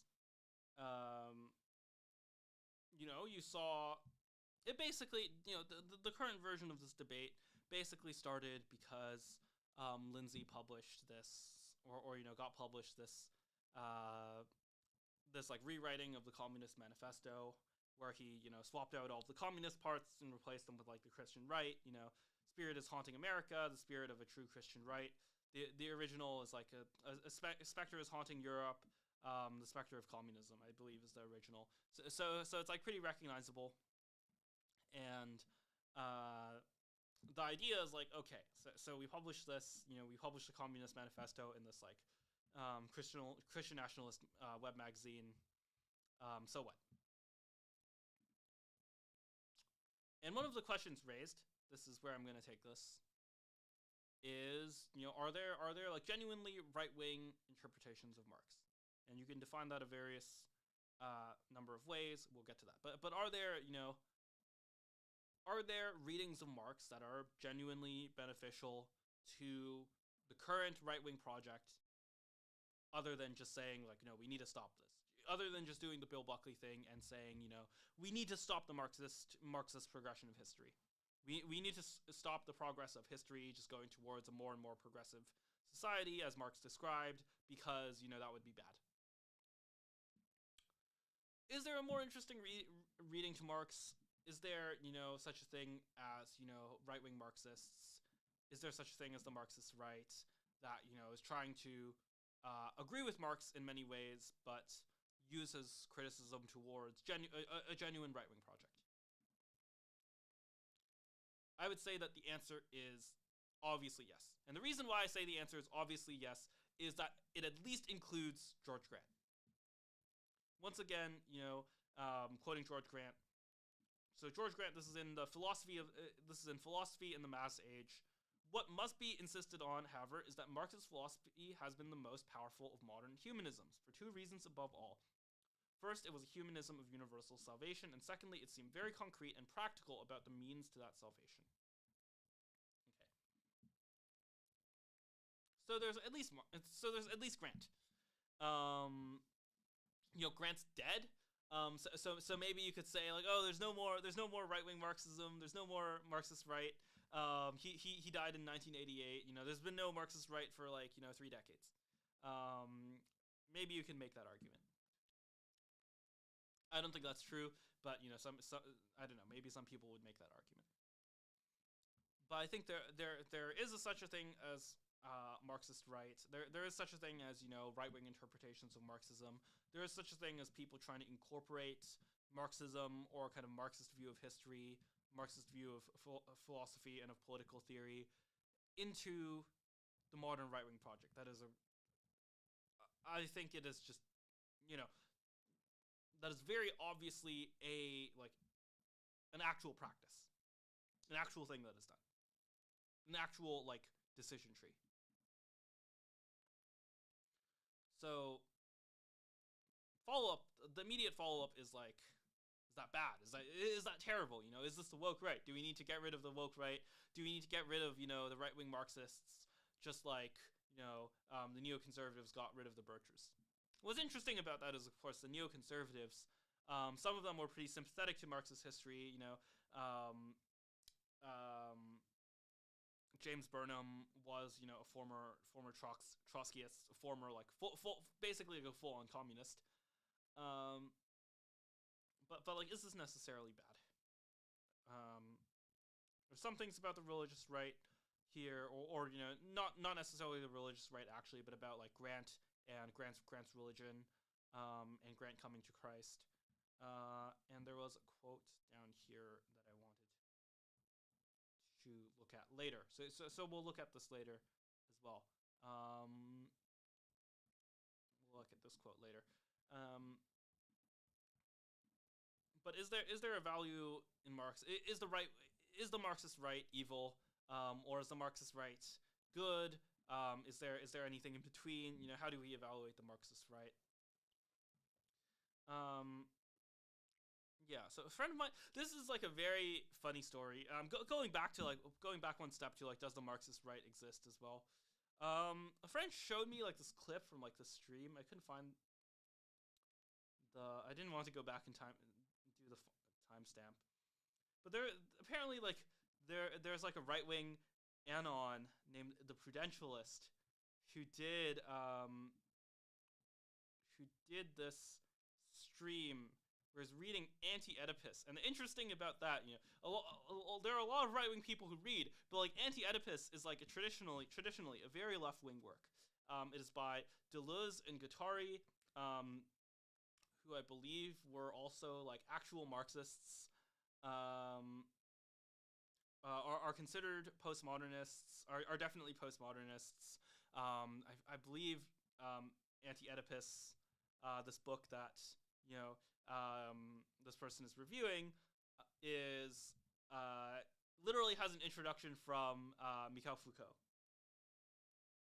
So the vibe is definitely there. Like actual postmodernism, and I think at some point, one of the people in the stream, I forget who, one of the two says, only right wing people read like postmodern theory anymore. Only right wing people are reading this stuff, and that's just very funny. But so the postmodern right, the Marxist right, I don't know if either of them consider themselves Marxist or postmodernists or so on, or but like there are other people who like clearly advocate for a use of postmodern ideas or use of Marxist ideas within a right wing project. I believe so I don't have this on the docket, or maybe I do. Is it here? So like Steve Bannon, postmodernism.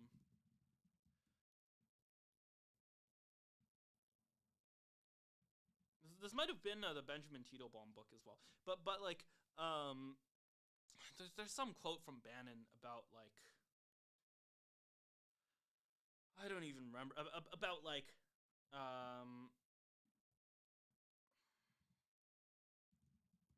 about using Foucault and how Foucault is beneficial to his project and so on and so forth. So the question is like, is this terrible? Is this a moral evil? Do we have? Is there nothing to do but stand thwart history, yelling stop? That is the question.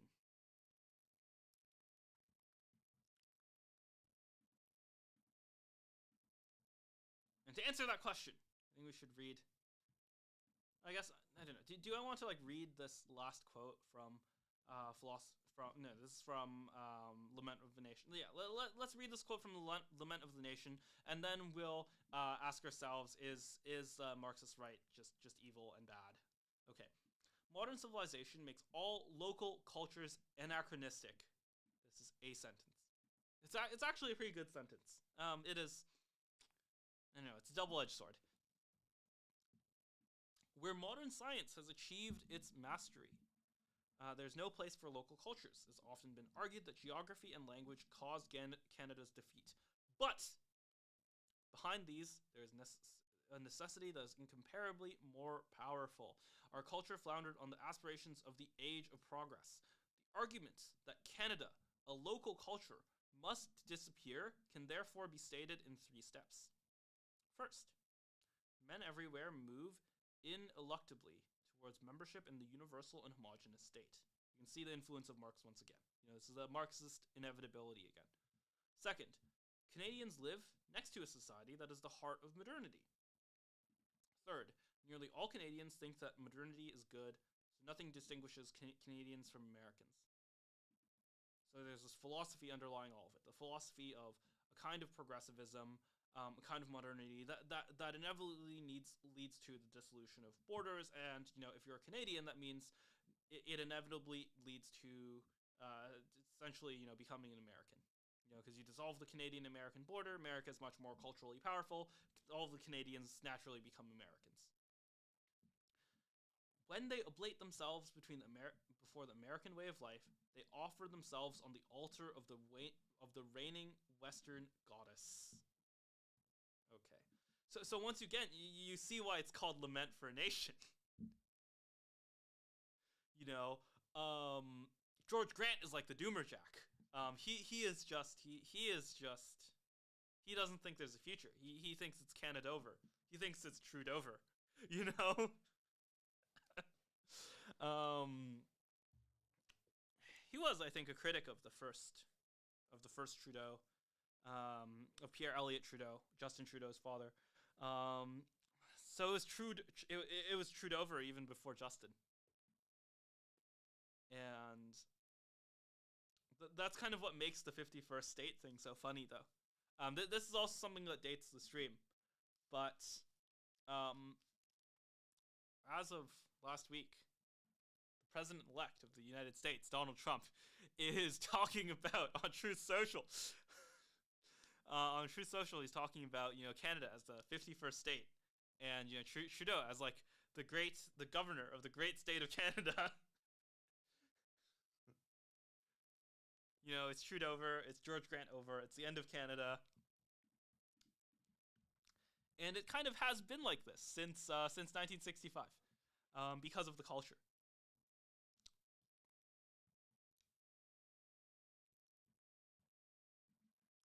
But you can see, like, the influence of this historical thinking. You can even see, the influence of this thinking on a lot of the kind of,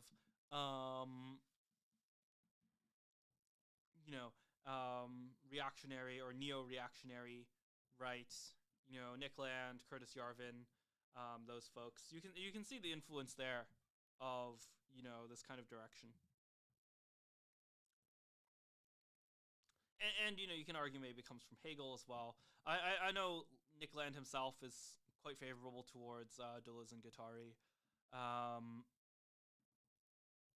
So that's interesting as well. However, so why conservatism failed? By my colleague John Askinas. John has also been on the podcast. We lately did 3 hours on René Girard. I think it's like Girard over. That's once again. I shouldn't even mention that. That's once again a tangent. Okay.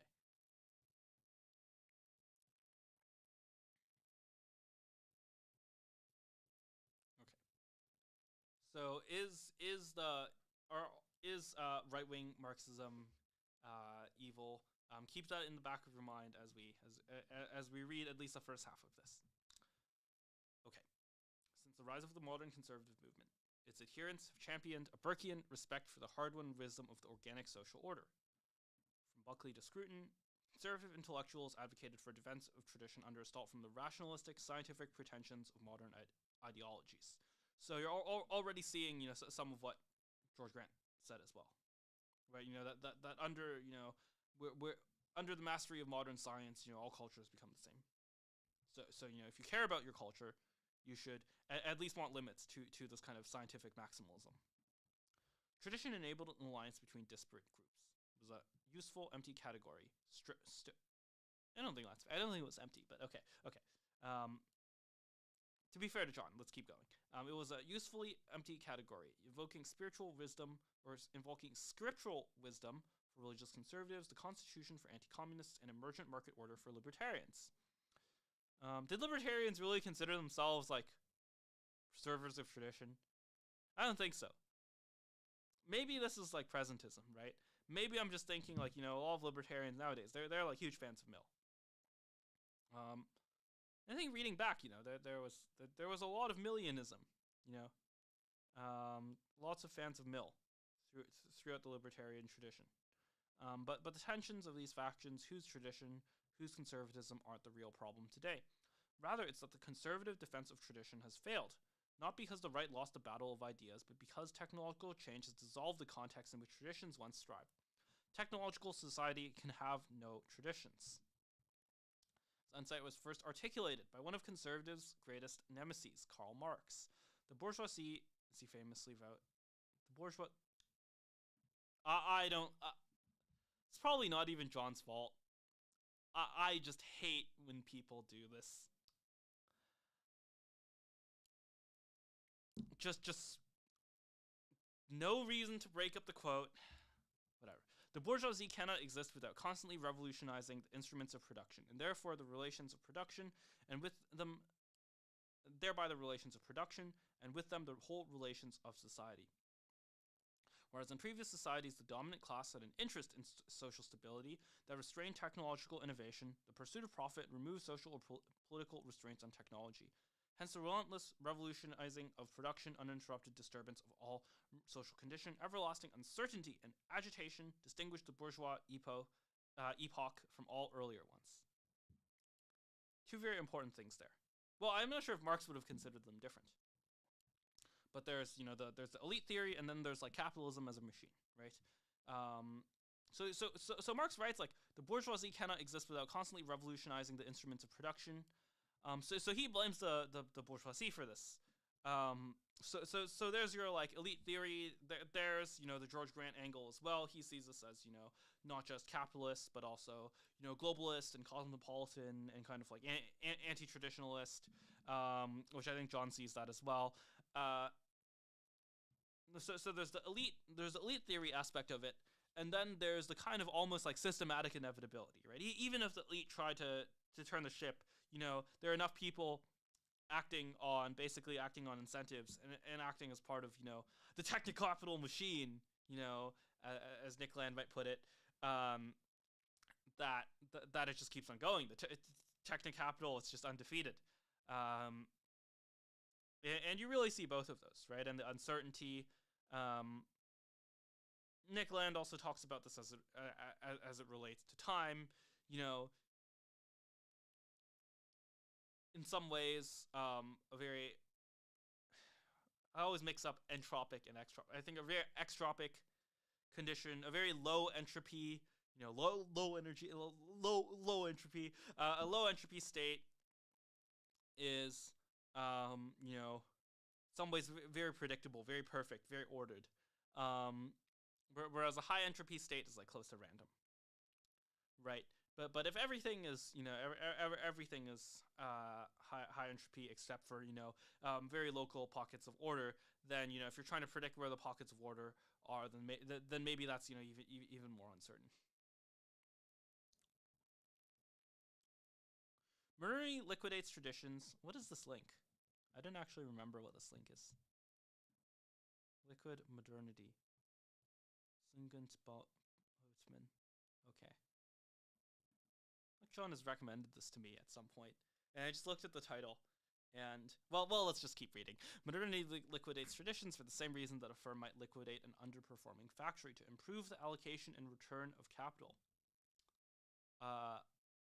All fixed, frozen relations, as Marx put it, with a train of ancient and venerable prejudices and opinions, are swept away. All new formed ones become antiquated before they can ossify. Technology for Marx is the true revolutionary principle. Destroying traditions by shifting. Technology for Marx is the true revolutionary principle. Destroying traditions by shifting their foundations faster than they can adapt. New technologies enter a society. New technologies enter a society. They disrupt the connections between institutions, practices, virtues, and rewards. They can render traditions purposeless, destroy the distinction between virtuous and vicious behavior, make customary ways of life obsolete, or render their rewards meaningless or paltry. The institutions that shepherd traditions aren't regenerated, and if no one adopts their practices, traditions will fade into nothingness. Okay, so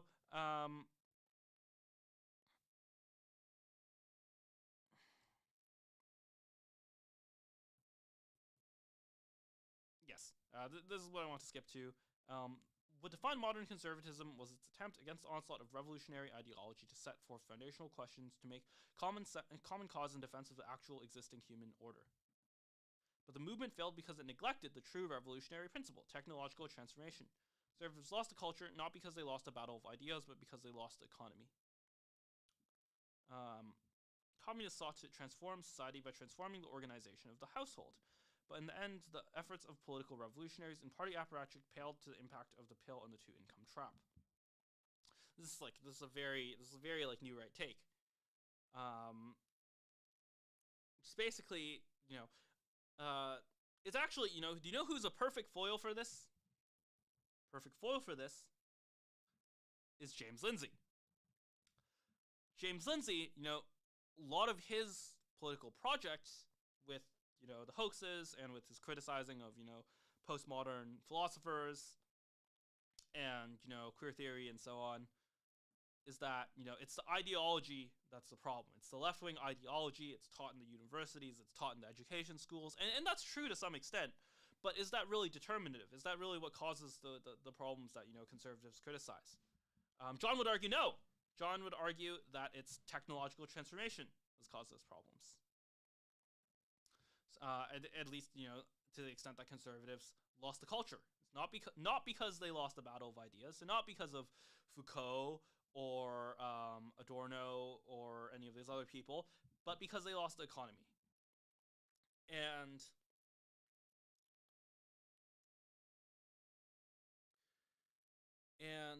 how you see this tension is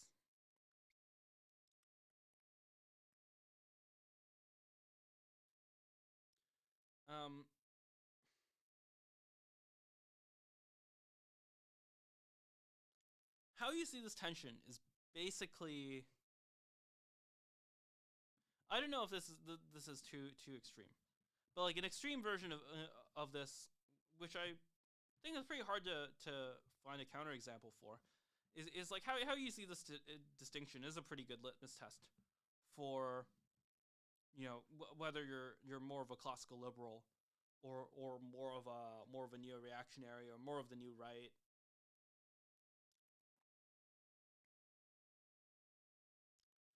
Or,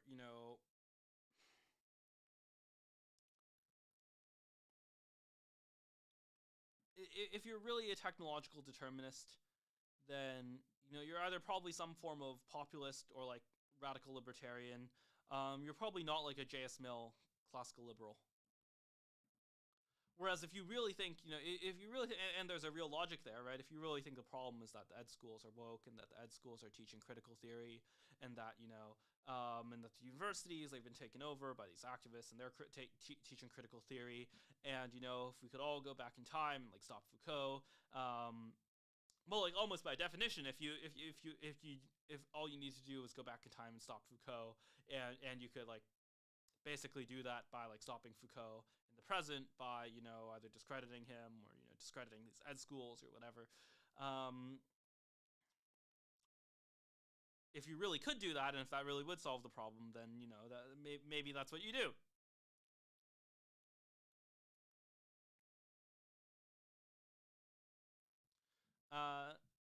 And that gets to like the core of this question. The thing, at the end of the day, when people are thinking about, the Marxist right, they're thinking about people who are extremely pessimistic about existing institutions, about existing orders, about existing mythologies. They just think, this all has to change. This all has to, like, you have to undo all of it. You have to do regime change, as Patrick Deneen says. That's a phrase that's very commonly used. You need a change in regimes. And, the classical version of this is that, you go from, like this is by Polybius, is that you go from monarchy to tyranny to aristocracy to oligarchy to democracy to anarchy, and then the cycle repeats itself. Right. So the classical version of this, before you have a mixed system, is that like you literally change the regime. You literally change the system of legitimacy in government. And that is what some people, especially on the neo-reactionary side, want to do. And that's to some degree what Patrick Deneen wants to do. Like, you write a book called Regime Change. He speaks more carefully about this, He speaks to a kind of legal regime change, maybe even a constitutional regime change. But will we still have elections? Or are we making Patrick Deneen king? I think that it is meant to suggest that we will still have elections. We will still have, a democracy. It's not purely the kind of polybius regime change.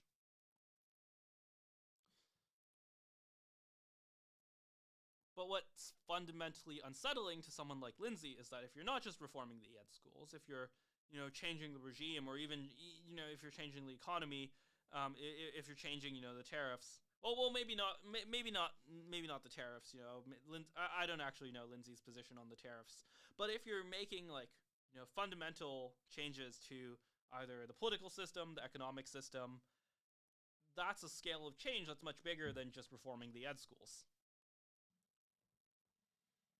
And if you think that liberal democracy is basically this kind of singleton, that there's nothing liberal democracy, it's so fresh, there's nothing in comparison, it all just pales in comparison. There's nothing like liberal democracy to, quench your thirst for freedom. If you really think it is so unique in the whole spectrum of political systems that any attempt to change it will essentially break everything, then you would be really opposed to any conception, any internalization, any adoption of a Marxist history or a Marxist thought, a Marxist philosophy. You'd be really opposed to the Marxist right. You would even come up with more pejorative terms for it, like the woke right, so on and so forth.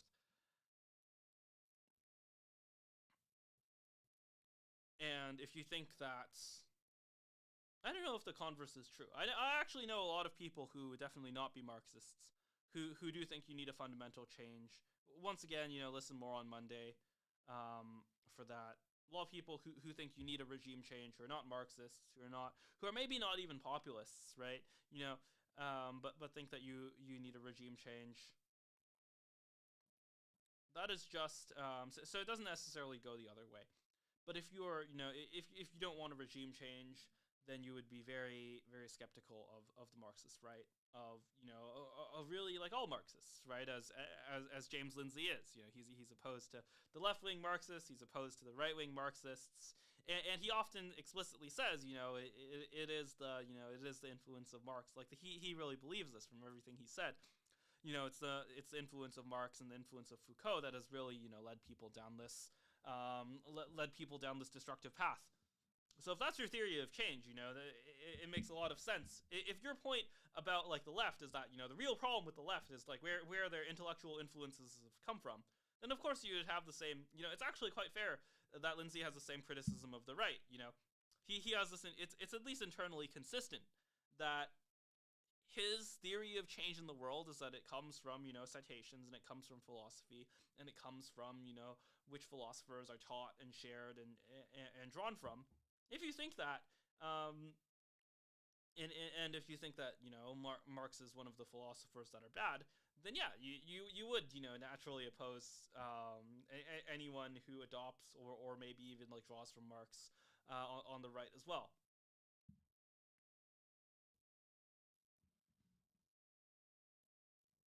How I think about it, I don't know. I sort of don't believe in. I certainly don't believe that history is directional. I more so believe it's cyclical. Big fan of cyclical history. Big fan of Hobbes.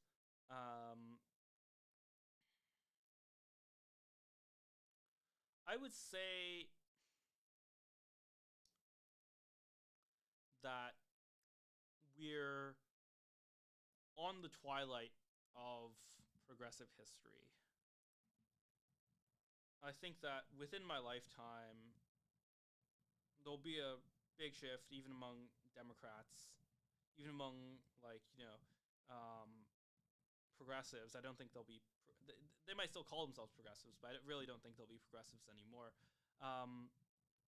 Against this linear view of history, against the progressive view of history that many attribute to Marx and Hegel.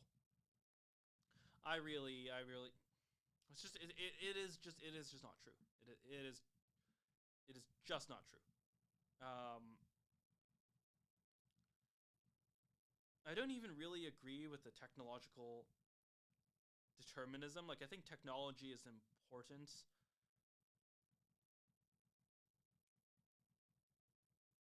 but there's like technology and there's commercialization,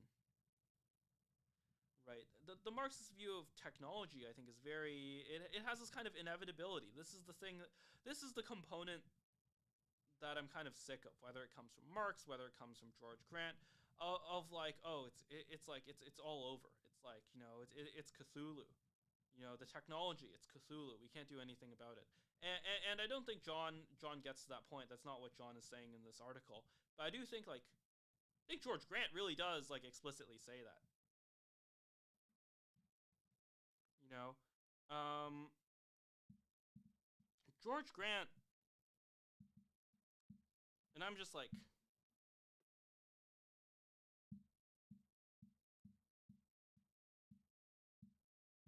I'm just giving a take now. I'm just giving a take now.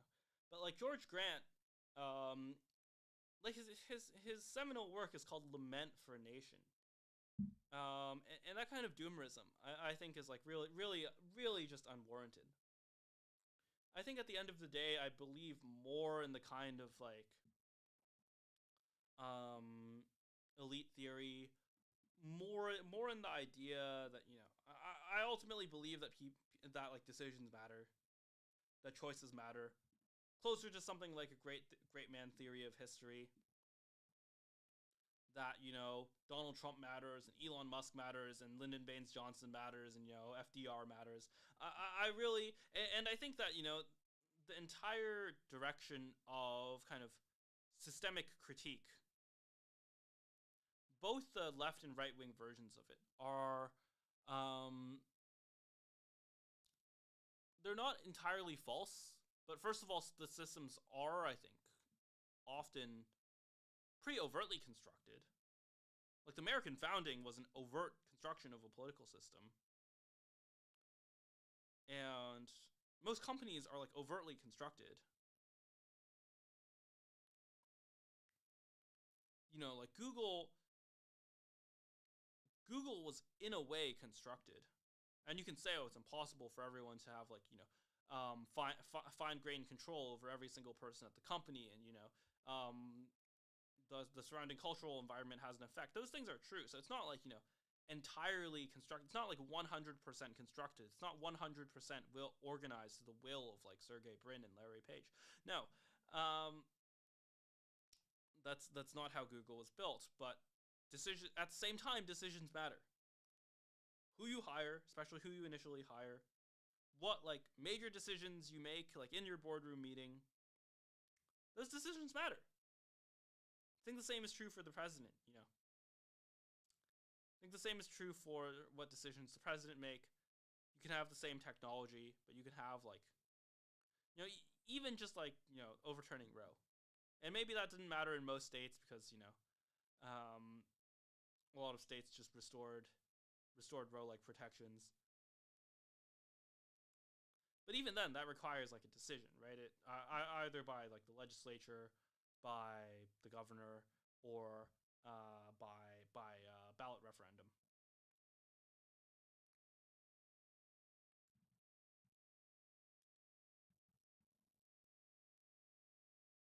But in all of these situations, decisions matter. And we saw this with the most recent election, right? We saw Elon, buy Twitter, change the system, right? Buy Twitter, literally change the algorithm, change the censorship mechanisms, theoretically removed all of them. Start this PAC, go to Pennsylvania and like constantly campaign in Pennsylvania.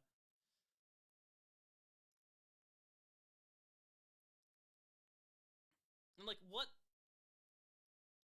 There was this very good tweet by Saurabh Sharma. There was this other tweet, I don't remember who the original tweet was from, of like, would you rather have Congress or would you rather have like the New York Times? And Saurabh Sharma was like, obviously Congress. We know what to do now. Something along those lines. I don't know if that was the exact wording, but something like that. And I think that kind of decisiveness, you need it. You need it, and you need it because the decisions matter. You need it because you're not deciding over nothing. There's this kind of inevitability. I think it's really, first of all, I think it is just factually wrong. I think FDR mattered, but both in that, like, you could just lose the war to the Soviets, and then that looks very different. Or the actual programs of like what does America look like? Does America have, does America have Social Security to this day? Does America have an income tax to this day? These are things that are determinative.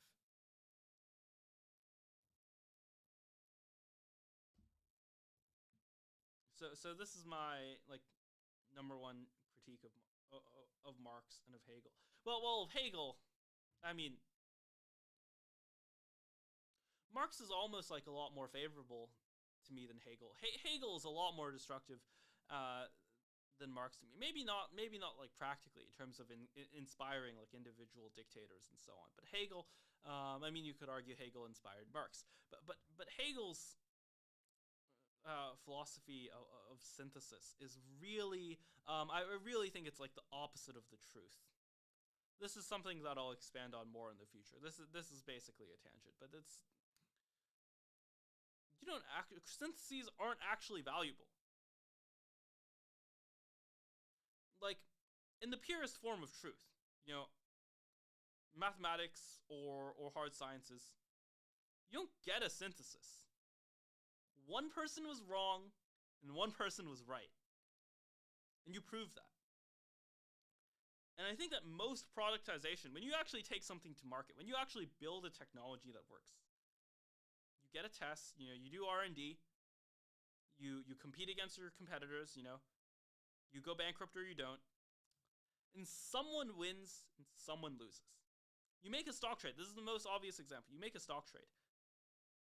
Presumably, at least, relative to inflation, relative to, your opportunity cost, whatever. But presumably, you're buying a stock, you're buying a public stock from someone else at some certain price. And one person thinks that at that price, it's better to hold or it's better to buy. And one person thinks it's better to sell. And they disagree. And the way you make money is by disagreeing effectively. And by disagreeing effectively, I don't mean to persuade people. No, you don't have to, the only thing you have to persuade someone is to actually, like, give you the sale. Which is not, like, persuading them to agree with you. In fact, it's persuading them to disagree with you.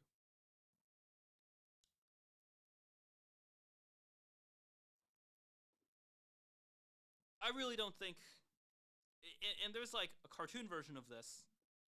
I think people almost always want synthesis because they want social harmony, and almost never want synthesis because they want the truth. This doesn't mean that, you should never have synthesis, you should be opposed to synthesis for the sake of being opposed to it, or that you should be opposed to social harmony for the sake of opposing social harmony. It's a trade-off against the truth. It is a force opposed to the truth. It doesn't mean that it should always, the truth should always override it. But it is opposed, it is fundamentally, something that is traded off against truth.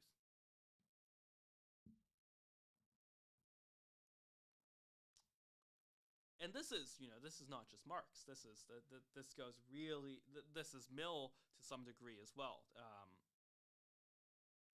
Mill believes in, like, finding the truth through debates. I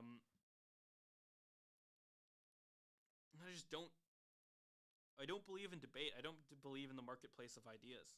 I believe in, like, the actual marketplace, because the actual, like, there is no such thing as a marketplace of ideas, because there's no such thing as, like, making a stock trade. You can't really short someone's ideas. Like, there's no, like theoretically you can do that, right? You find some, you have an idea that you don't believe in, and you find some stock that would be correlated with that, and then you can short the idea.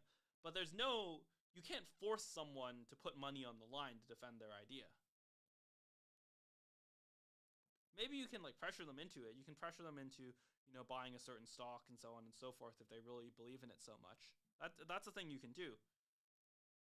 But, like, ultimately, the marketplace of ideas, is not a marketplace. It's not constrained by like buying and selling. It's not like the person who thinks that like, X is good and X is bad.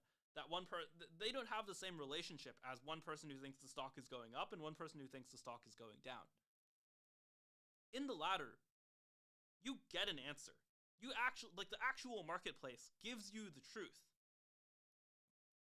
It gives you the truth to whether the stock is going up or going down. No such thing exists for the marketplace of ideas. In fact, the marketplace of ideas relies on there being a truth outside of the marketplace of ideas. You literally cannot debate these things to a truth.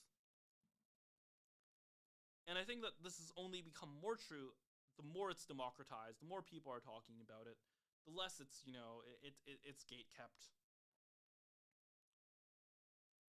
Robin Hanson has this famous paper about prediction markets where he notes that, the more noise traders, the more people who are like just betting randomly or betting inaccurately or just not really caring about truth in the market, it attracts more people who are betting accurately because, now you have all of these suckers who are losing their money.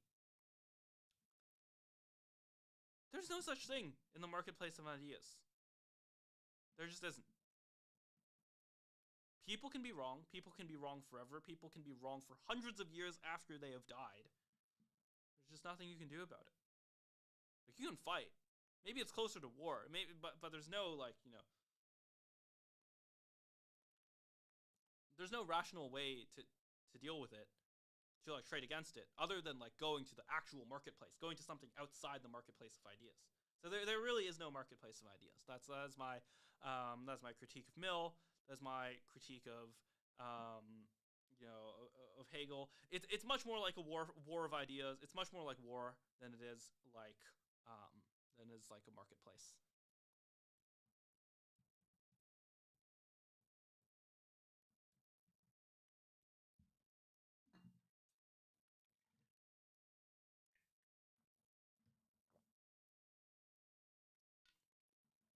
But that's a very different critique than James Lindsay. James Lindsay, it's almost a critique that Marx is too liberal. Marx is too similar to J.S. Mill through Hegel. And I'm not saying that we need to all this intellectual influence is fruit of the poison tree and it's corrupting. No, it's the intuitions that people have. A lot of people nowadays, they've never read John Locke or John Stuart Mill or Hegel. They just have those intuitions. They just want the social harmony. And, once again, you can have the intuition to want social harmony, but be honest with yourself. It's not truthful. It gets you to a fake consensus. And the more the reason you're chasing these things is that you want social consensus rather than, some other reason, rather than making money, the more you're just going to lie. And the more you're just going to lie to yourself. So, you can want social harmony. Just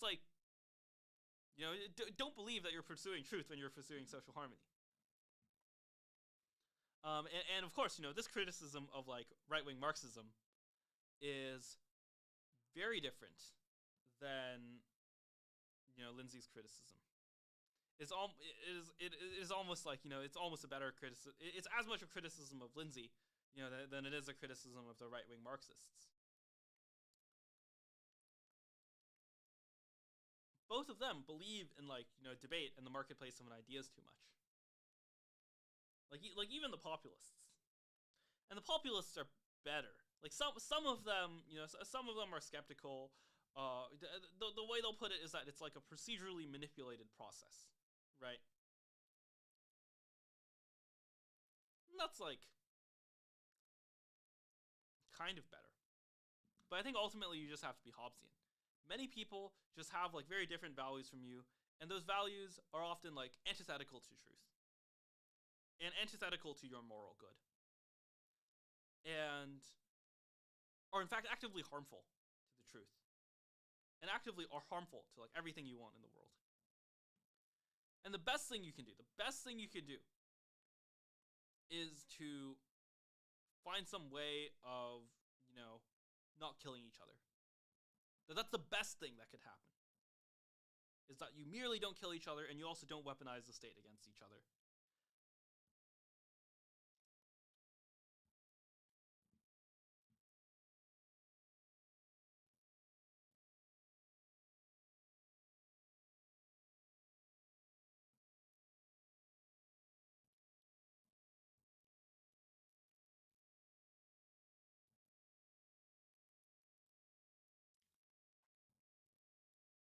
Of course, like, that kind of sounds libertarian, but Hobbes was not not quite a libertarian. That's a more, making sure that people don't kill each other. That's a more, it's somewhat hard to do that with just libertarianism. Let's just put it that way. Ultimately, like,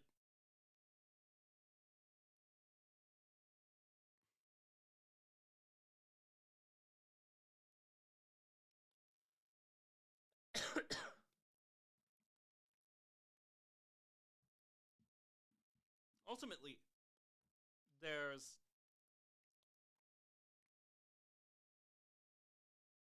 the directionalism, or like,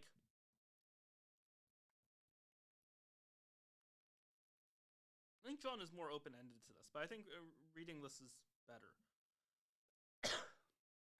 We can no longer conserve. So you must build and rebuild, and therefore take a stand on what's worth building. You must be willing to exercise judgment over what constitutes the good life, over what the telos is, and to work to channel innovation in that direction and restrain it when it is destructive. The modern conservative project failed because it didn't take into account the revolutionary principle of technology and its intrinsic collection to the telos of sheer profit. Decrying left-wing revolutionary politics and postmodern anarchy, conservatives missed that the real moral relativism was to believe that one could change the form of society without directly affecting its substance or ends.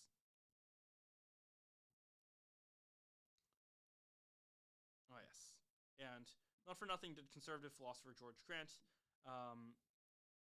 in an essay on the impossibility of conservatism as a theoretical stance over the technological society, describe them as those who accept the orientation to the future in the modern, but who want to stop the movement of modernity at points which touch their special interest. Same time, class society envisioned by Marx as a dead end, so on. There's another way conservative failed because it didn't consider how to build technology to fortify tradition, advance human flourishing, or understand that it needed to.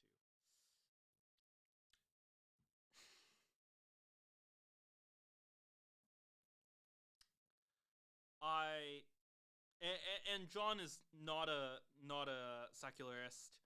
John is not secular, but the kind of human flourishing thing, it's like a, and I know some people are trying to reclaim it, like, I think Patrick Deneen might be, but it is used so much by just like secular humanists, and I cannot stand secular humanists. They are just wrong about,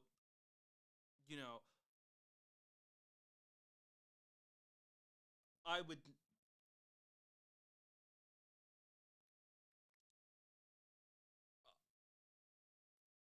there is so little morally compatible with any of the secular humanists, really.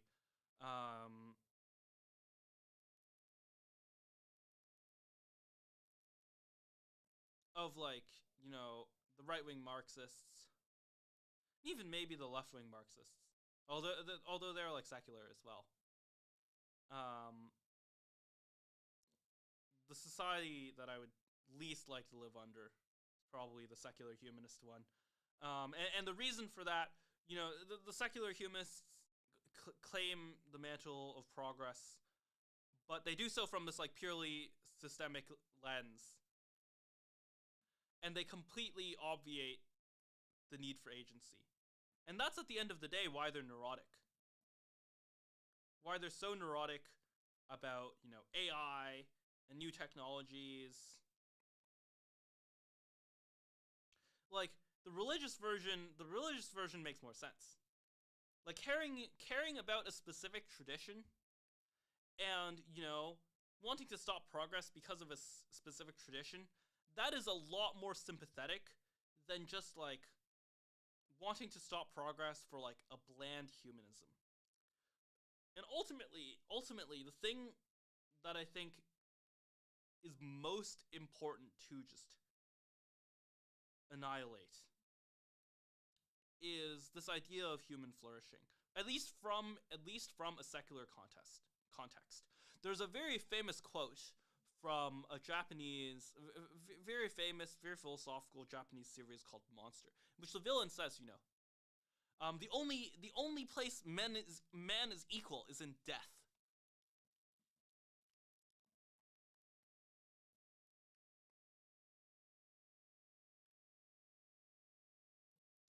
And I think really the only rebuttal to that is religion. The only rebuttal to that is being created in the image of God and having equality through God. In a way, it's not even a rebuttal because what does that mean?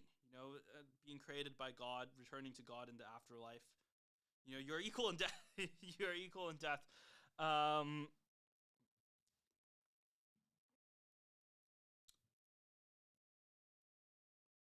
and just once again, it's this kind of historicism, right? It's this historicism, this belief that debate can lead you to this one single thing of human flourishing, and that this is something that is like a human universal.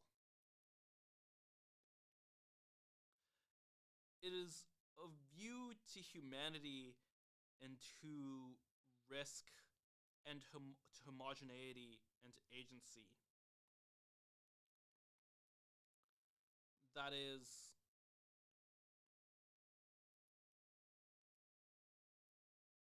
so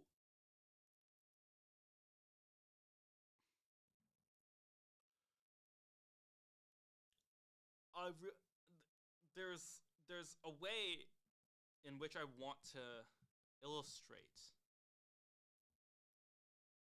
the consequences of this belief, unconstrained by tradition, by faith, by belief in either a higher human being, a higher human virtue, or a higher God. Um, I think it's very hard for anyone to imagine how just miserable and awful of a society that is. The closest thing is the Soviet Union. And they would say, the problem is with the Soviet Union is that it wasn't capitalist, that it was communist, right? That it was, centrally controlled. And if we have a liberal democracy, well, on one hand, some of these people want, more regulators and more, centralized planning. And so, are kind of indistinguishable. This is the thing you need to understand, that safetyism is indistinguishable from communism. It's just communism with a new coat of paint. The claim that the state can manage capital and the state can manage risk are in fact the exact same claim.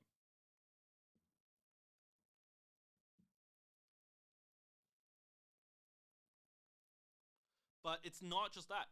I think that even in a society that is 100% capitalist but 100% culturally kind of secular humanist, that is a dead society. I don't think it's possible because of human nature. I think there will always be people who challenge the will of the world, who challenge homogeneity, and for a truly secular humanist society to exist, it must suppress those people. That's why, you haven't gotten the example for me to illustrate this being so bad without it being, a strong centralized state like the Soviet Union.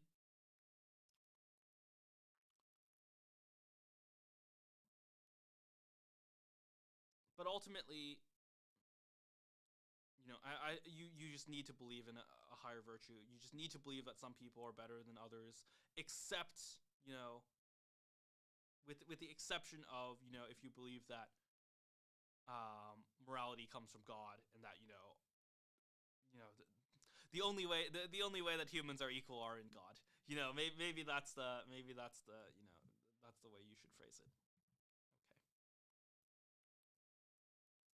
I know if I publish this, I probably will publish this. I might cut this out because this is unformed. I haven't really written much on this. It appears a little bit in my Locke series, but once again, it's a tangent.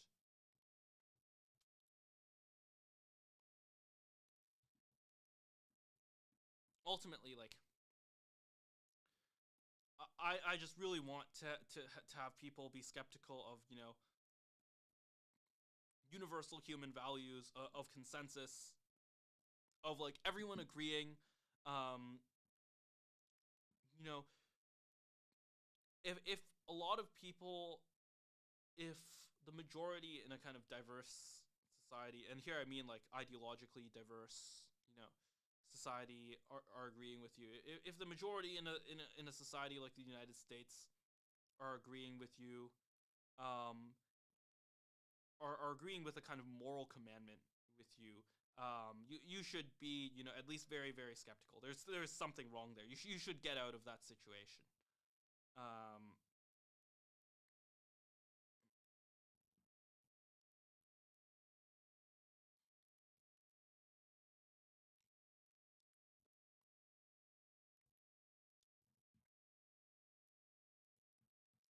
there is just no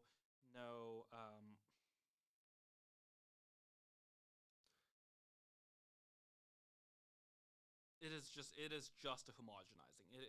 It is just a reduction to the lowest common denominator. I really, and it's really difficult to imagine. And the reason why it's really difficult to imagine, this is why I like push back against people who are like despairing. This is why I push back against George Grant, and to some degree even against John here, is that like there is such a thing as, classical human nature, as classical natural right. People are natural.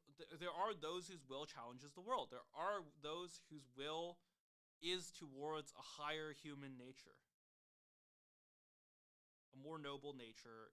That exists. That is something that is, you know present in some people and not others, and it will always exist. It will always exist. It will even exist in the Soviet Union. There will still be those whose will rivals the world in the Soviet Union. They may suppress them, they may kill them, they may send them to the gulag, but those people will exist.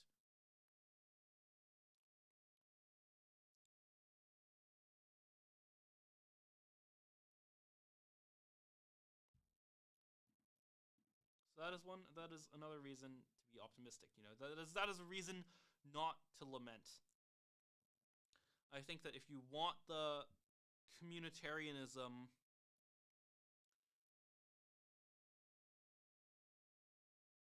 you should just build the community. You should just manage the community. You should just manage the network. I should have more on this. I have a document about this, that I just like never published. So oh man, this might get tracked down. This is a deep cut, but a friend of mine um read this live without permission. Like, I had permission to read it, obviously. But I was like, take a look at this if you want. And they just like read it on stream, or read parts of it on stream. Like, oh. And part of it is my fault. I also didn't say like, oh, explicitly like, don't read this on stream. I said I said, don't do this again afterwards. But um, it's mostly like it's like a 4-page doc about dating, but there's a section about it which is just like maintaining a social network, and just like, this was like post COVID, returning to university, like building a social network, and just like organizing all of it.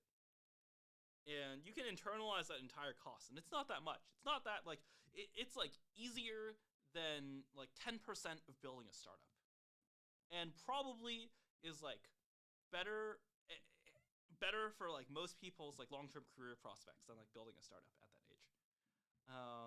This is just a take that I'm just like, I'm just giving this take and not explaining.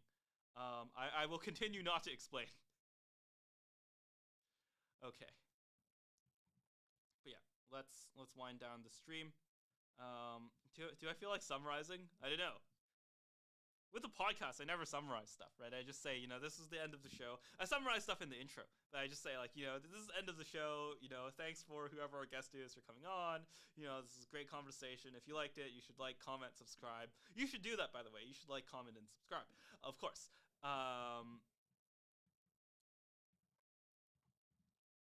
But I guess this is it. It's the end.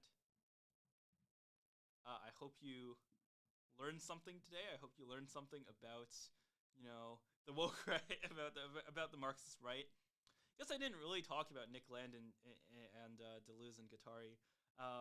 It just ran. This just ran long. I guess this was what, 2 hours, 2.5 hours, 3 hours including the setup time. Didn't really talk about Steve Bannon either.